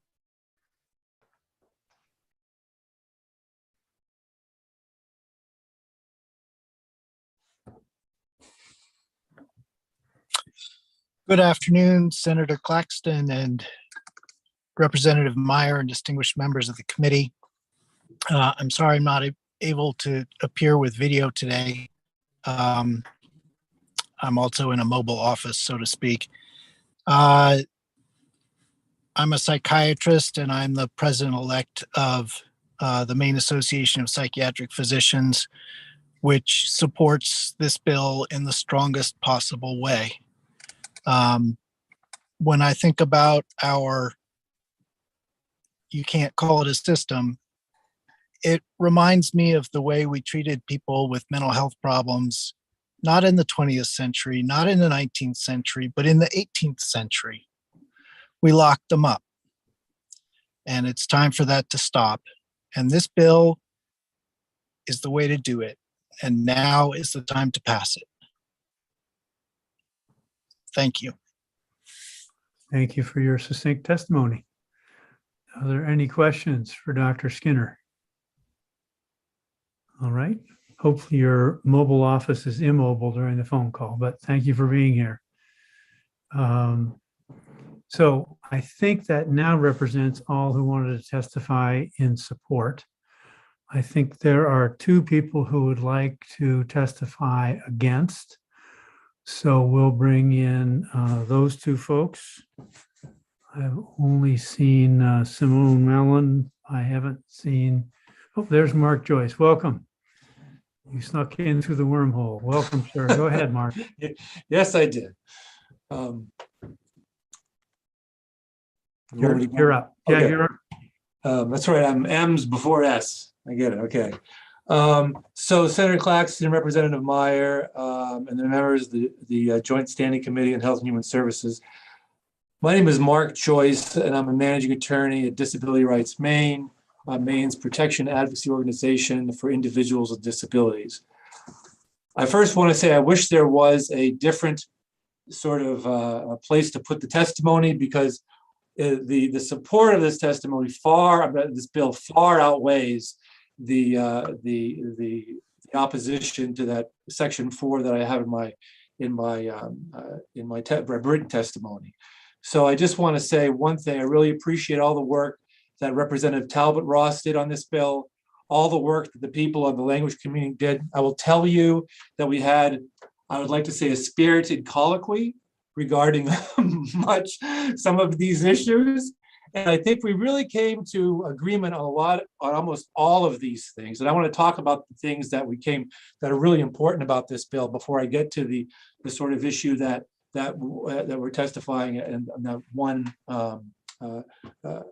opposition in, is that I agree with Colin 100%. I mean, I do a lot of housing work. I mean, the housing is so key. The fact you're having the 50 to 200 supported housings, the ICMs. I mean, I've been DRM for 20 years. The state used to have many more ICMs. I think one of the things with the ICMs that people don't realize is they're not tied to main care funding. So that you do not have to have like Section 17 case management. You'll see that sometimes they can't do certain things because Kepro or Trezzo has not authorized enough hours for the person. And so someone might have 20 hours one week, 20 hours the next week, but they might have 10 hours they need one week, 50 hours a week the next week, or what. And so the ICM isn't tied to that. And I think that's one of the really important things to look at when you have the increase in the ICMs. I will tell you, Sarah Branch's explanation of just the really large effect in the moment, I think very almost immediate, is the change in Title 15 in terms of individuals who are in jail who have been found incompetent to stand trial. And there are cases where it's 7 days is not an appropriate setting for an individual who's been found incompetent to stand trial. And I will tell you, we have individuals in our organization that would be willing to take those cases if that statute was passed, the person was stuck in the jail for that particular amount of time. So that is very, very, very important. I just want to go to the Section 4. DRM just doesn't support the part of the concept bill as it's DRM's understanding that the directive to the Department of Health and Human Services ensure there's an adequate availability of appropriate residential treatment in the least restrictive setting possible, could contemplate the potential creation of locked residential facilities where treatment would be involuntary and that the residents would be prohibited from leaving. And I want to tell you the reason why is that there doesn't appear to be hard data in the moment. DRM is aware of that in any event that actually points to a definite need to create more locked facilities.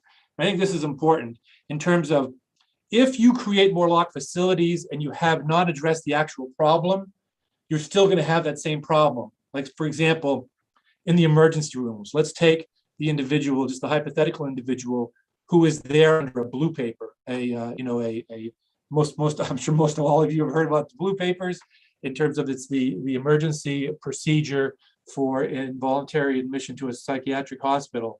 And that under the statute, it contemplates the individual to only be in the emergency room for 24 hours. And that and they can only be there longer, unless they can't find an appropriate bed is available or for the individual. And so I included in my testimony a newspaper article that appeared where the DHS was quoted as saying that there are 500 licensed psychiatric beds. Many are not in use. And so like today, if you asked how many are in use, where are physical beds, because if you're going to build more physical beds, you should know what the physical beds are being used for right now. And so if you look at the blue paper statute, it's that if there's a physical bed available, I mean, not available, but in existence, but isn't available, what is the reason? Because if you just build another bed, you're still going to have the person stuck in the ER. And then you're looking at the statute continues on in terms of if a person's there for 120 hours, the department is supposed to get involved and use they have to use their best efforts to find the placement. And I think having data around why that person's stuck there, if it isn't in fact because they're there under the blue paper and there is a physical bed, but is it staffing? Is it the hospital can't take, whatever it is, to find out that information first before you just say we need to build more locked facilities. And then the children's issue, and I put this in my testimony. Is this further explained in your testimony, Mr. Joyce? Excuse me? Is this further explained in your testimony? It's briefly explained. The blue paper part? No. The points you're trying to make in opposition. Yep. Since it's Yep. And then the children's there already is a provision that was passed in terms of the regulations that allows for these locked facilities with private residential treatment facilities for children and adults. And I put this citation to that in. So okay. Great. That's it. The bill, I think, is wonderful. Other than that. Okay. I don't see any questions. So now we can go to Simone Mallon. Welcome. Welcome again. Good afternoon, Senator Claxton, Representative Meyer, and esteemed members of the Health and Human Services Committee. My name is Simone Mallon. I'm a resident of Winthrop, and I'm the Executive Director of the Consumer Counsel System of Maine. And I too, like Mark, wish there was another option. I guess I could have spoken in favor of and then said, but wait, there's this one piece that's really bothering us. We're probably one of the only groups not part of the languishing committee, not because we didn't want to, we weren't asked. All of these issues that Representative Talbot Ross has raised in the languishing committee, we absolutely 10,000% support. I can tell you that we do forums on a regular basis across the state to our fellow peers, and always jockeys between position number 1 and number 2 are housing and transportation. Two biggest issues always. So we absolutely, and I know I say this and I know the struggle of housing, I say it knowing all the things that we're up against, but this is the right thing to do. And with that, the right supports. So to some, the issue that we had that we signed up for speaking in opposition was secure. And while secure is an adjective, I just want to say, when it talks about locking people up, because you may not even know that that's what secure means, that somebody cannot leave their residence. We don't do that lightly, because, we all like to be able to come and go from our homes, correct? So do we need secure facilities? I don't know that. Like Mark, I've been looking for data to help explain, is that needed or not? I have not been able yet to find it. If I see that data, I absolutely would, I would enter a conversation about that. I do want to say, so there, and I don't know what section the secure is in at this point. I wrote to, I think it was a previous version, but there is a word secure, and so I just want to call attention to that. Also in multiple versions, so the real-time bed locator is another crucial piece that we support. And in an amendment, it got down to data reports. And I will tell you, if I'm looking for a bed in the moment, or somebody's supporting me and looking for a bed, having a real-time bed locator is crucial. I know the Office of Behavioral Health is working on that. I don't know when it's set to come online or what that will look like, but you want something that can help me, because we all, social workers often just call, you sit in the social workers in the emergency room, and I used to run the peer support program in Maine Med. Social workers would call just every unit all the time. Any beds, any beds, any beds. So if there's a real-time locator that we can all look at and say, oh, there's beds, it's not going to be perfect, but is there a bed anywhere? Where? Let's work towards that. So wholly support it. Just don't want to create more locked facilities if we don't need them. Thank you for your time and listening. Thank you for your testimony. Representative Zager. Thank you, Mr. Chair. Ms. Mallon, you may have just answered my question with that last phrase you just said, but just for clarification, are you of the opinion that there should not be any secure facilities, forensic psychiatric facilities? I understand the absolute need for a very, very, very limited population that may be needed. And I think, and honestly, I think of the forensic community a little bit differently than the civil community.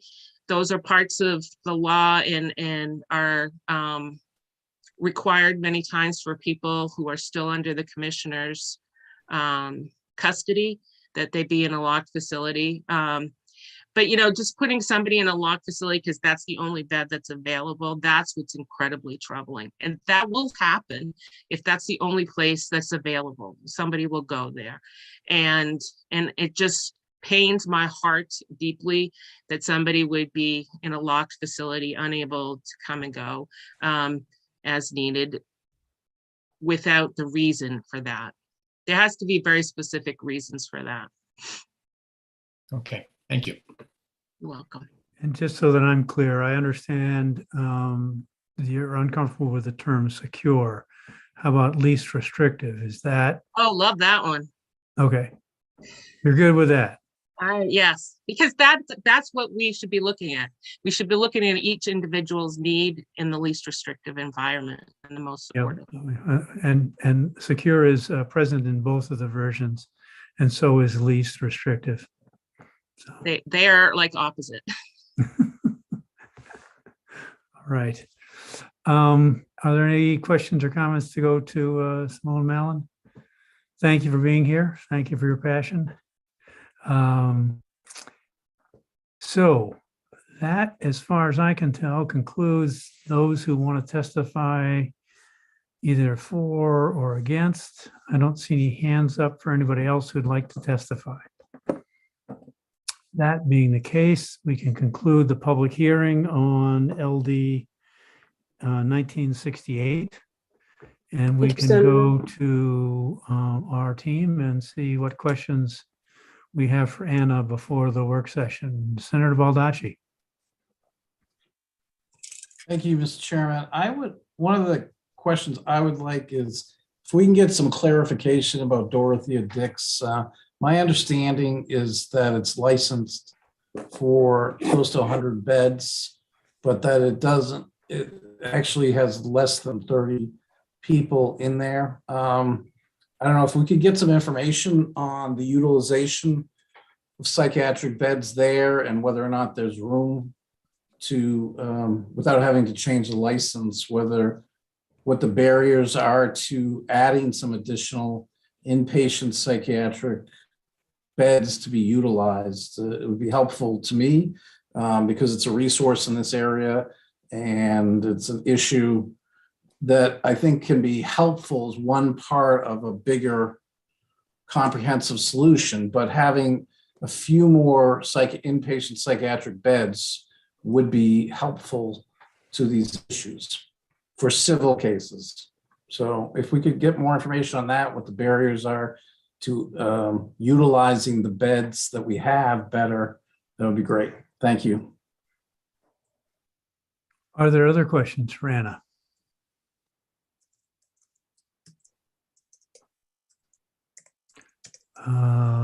Maybe I should ask, I don't see any other questions coming. So That will conclude the public hearing consideration of this bill, and we'll establish a work session. Representative Craven? Thank you, Mr. Chair. I would like to ask Representative Talbot Ross a question. Should that be in the work session? Or do you want to give her for homework so she can bring it to the work session? Yeah, well, no, it's just I just wanted to know what she thought about number one, the secured facilities, but number two, the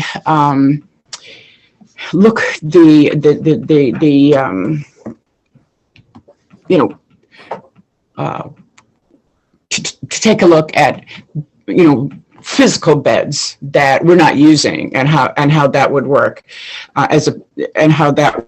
because it seems to be a little bit contradictory.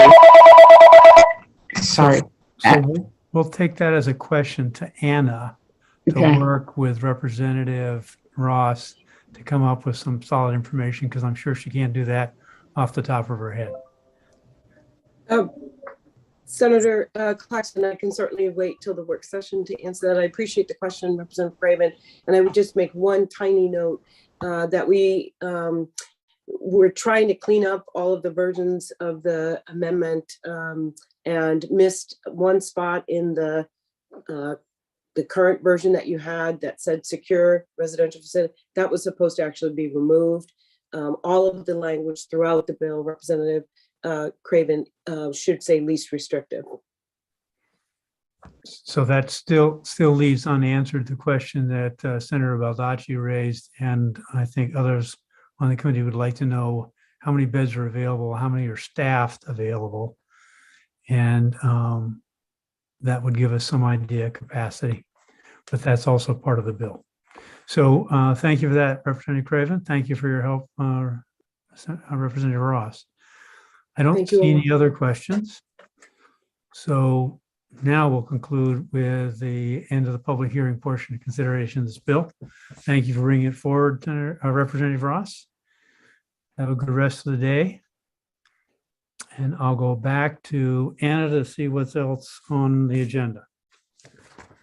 I believe that there could be reports. I know that Senator Moore has one. I don't know if anybody else does. Senator Moore, do you have your book report ready? Does anybody else want to put their hand up for having a book report ready? Thank you, Representative Perry. Okay, so we'll hear from those two. We'll start with Senator Moore. All right. Well, thank you very much. The report that I am going to be reporting on, the book report I'm going to be doing, is number 18 on our Excel spreadsheet. If you wanted to take a look at it, this is the 2020 annual report concerning patient-directed care, death with dignity. And it was the Death with Dignity bill that I was co-sponsor of along with Representative Meyer. Just to give you a little bit of background, this was actually the Department of Health and Human Services was ordered in this statute to generate and make available to the public an annual statistical report of the information collected under the Maine Death with Dignity Act. The department was mandated to submit a copy to our committee annually by March 1st. So there'll probably be another one coming March 1st as of today, very soon. The one that I'm going to be reporting on is for patients that completed the request for medication to hasten their death in the calendar year 2020. Just to give those of you that are brand new to the committee just a little bit of background about it, what this act does, it enables physicians to prescribe medication to a Maine resident with a terminal condition with the intent that the medication be self-administered for the purpose of hastening the patient's death. The act set forth conditions for the patient and the physician for this action to be taken lawfully. Those conditions include, but are not limited to, an oral and written request by the patient to the physician, a reminder that all steps in the process must be voluntary, that the patient be capable of making such a decision, confirmation of the diagnosis and the prognosis by a second physician, and an attestation by a qualified witness to these steps. So when we finalized the bill, it was done very carefully and very respectfully. So just to give you some statistics about the year 2020, there were 50 patients who met all the requirements of the Act. At the time of this report, there are 4 for whom a death certificate could not be found. It is assumed that those patients are still alive. The 50 patients included 23 who identified as male and 27 who identified as female. The ages ranged from the youngest of 50 to the oldest of 96. 36% of the patients were between the ages of 65 and 74. 49 of the patients were white and non-Hispanic. Of the 46 patients with verified death, 30 died by patient choice and 15 from the underlying illness. There is 1 unknown. Over half of those that died had attained some level of a college degree. For 1/3 of the patients, the highest education attainment was high school or a GED education. Cancer was the terminal condition in 36 of these cases. This represented 72% of the total. ALS had 3. Parkinson's disease and conditions of the heart each had 2 cases, and there were 6 cases that represented other illnesses. The report itself has several different appendices to go with it as supporting information, just if you had additional questions regarding the report. That's my report. Thank you for that. Any questions for Senator Moore? I will share with you that the state of Florida is looking at implementing a similar bill, and they were very pleased to read our report and how thorough our bill was, and how we made sure that all I's were dotted and T's were crossed, and that so they were very appreciative of all of our hard work for those of us that worked on the bill. So thank you. Representative Zager. Thank you so much, Senator Moore, for not only for the report, but for introducing the legislation originally. I just from colleagues in the medical community, there's a great deal of reverence and care that goes into this. I know that your work with the with hospice in Texas and in Maine has you're very familiar with how the many ways that care is extended to people. So I just want to thank you. Thank you. Thanks, Representative Zager. All right. So now we can go to Representative Perry.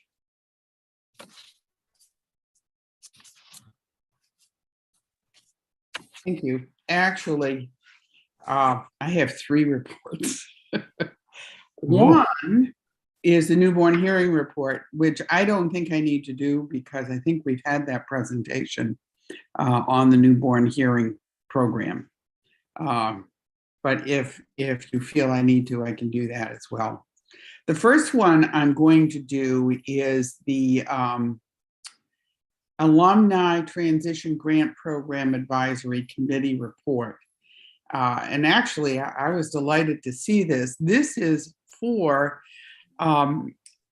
children who have been part of the foster care system who have aged out. And what this grant program is for is to help individuals from the age of 18 to 27 with education. It offers financial grants for both the education tuition portion as well as living expenses. And it is something that they need to apply for post-secondary education. And eligible individuals may apply after their 20th birthday up until 27th birthday. And the form is available through OCFS for these recipients to be able to move on after the foster care system. And no more than 40 individuals may at any one time participate in this grant program. The amount of financial support that is provided, I think, is the free financial aid, scholarships, wages are considered And they also help them with financial aid. They have an administrator and a navigator that also helps the transitioned out foster care children work with this program. And they work with the foster care students to make sure that they actually know that this is available and have the ability to work with them before they age out so that they know what they can work with. And they did say that because of COVID, which left kids out of school, and that they were able to maintain this and help them do things remotely as well. So they are not just left there with the money, but have guidance and help going forward on that part of it. I just love this program. This gives these young adults an opportunity to look at a future that goes beyond just graduating out of a state program. I hope that answers any questions on that one. Okay. Okay, now I got one more. Let me get to it here. Which is, okay, this one is, I've done this several times, the Acquired Brain Injury Advisory Council. And the one thing I love about this in their report is they took a look at their goals for 2020 and actually looked at whether they achieved the goal or not, and which I thought was wonderful, to actually get a report back that says these are our goals and this is what we've accomplished. And I'm going to quickly go through them. One goal was to improve funding for provider rates and eliminate current wait lists on home and community services. That's Section 18 for persons with brain injuries. And the outcomes, DHHS conducted rate studies in services during 2020 and to develop efficient and sufficient pay rates. And again, they've offered some emergency funding for temporary rate increases during the COVID pandemic. And yet they're still waiting for Section 18 wait list to come down. Increase awareness. Another one was to increase awareness of ABI, that's acquired brain injury, and improve treatment coordination. And they felt that the passage of LD 297 to provide core brain injury supports for survivors and families was a great resource to help with that coordination. And another one was the focus of efforts addressing the opioid epidemic and resulting brain injuries. And again, they go to the work that is being done through the state on the opioid crisis and the webinars on brain injury and substance use disorder that are occurring through the year, helping also with Maine SUD providers. Another one was to address transportation issues for service recipients resulting in missed medical appointments and lack of access. And they've had a chance to talk with DHHS around this and are still working on this. And noting that there has been improvement. Another one was to improve access to the impact of assisted technologies for service recipients and providers. And their assistive technologies was initiated and DHHS has submitted adjustments to the assistive technology benefits to help with that.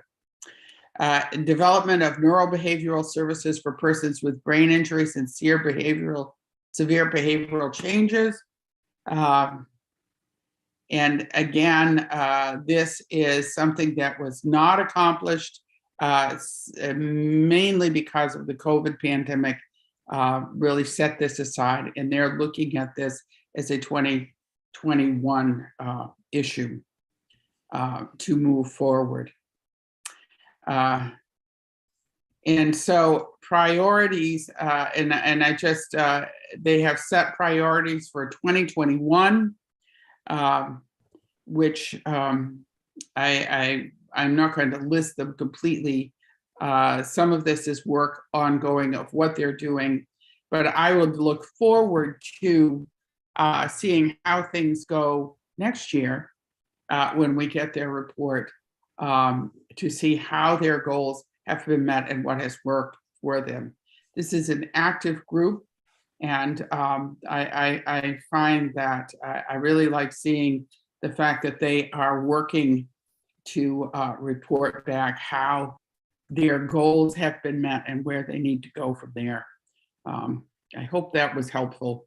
I could go through all of the information about that, but we've done that before, so I'm hoping you found that helpful. That should be standard operating procedure for the reports we get.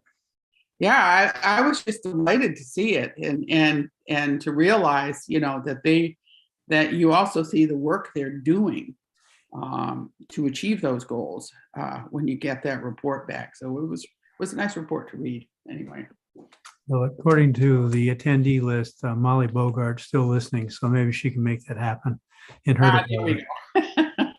It probably happens more often than we realize, but right. So thank you for those two, and for yours, Senator Moore.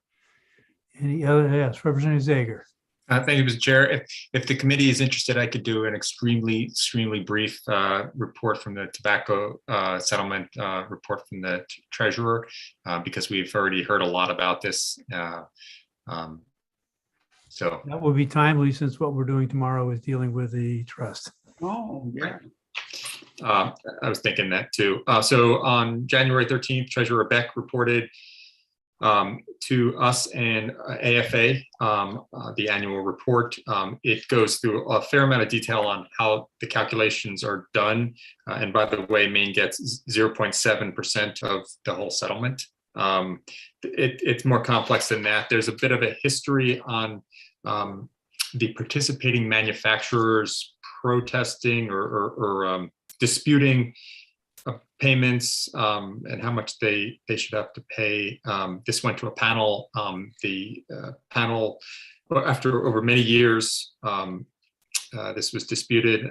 Ultimately, it resulted in a favorable decision for the state of Maine, which it resulted in an additional $5 million. This has been done through an independent auditor, PwC, which I believe is PricewaterhouseCoopers, the accounting firm, but it's just listed as PwC. In any case, as this committee has heard, the projected income to the state from the tobacco settlements is plummeting from an actual of $51 million in fiscal year 21 to a projected $34 million in fiscal year 24, hence the legislation we're working tomorrow. Yeah. That's all I wanted to share. Thank you for that. So they done good, huh, Anna? Way to do your homework, peeps. Well done, all. Okay. So that concludes what I understand of the agenda for the afternoon. We will be meeting about scheduling the remaining work sessions and 1 or 2 public hearings left to go that aren't already on the calendar. So big sigh, we're getting there, people. All right. Well, thanks for being here, and we'll see everybody in committee at 10 o'clock tomorrow.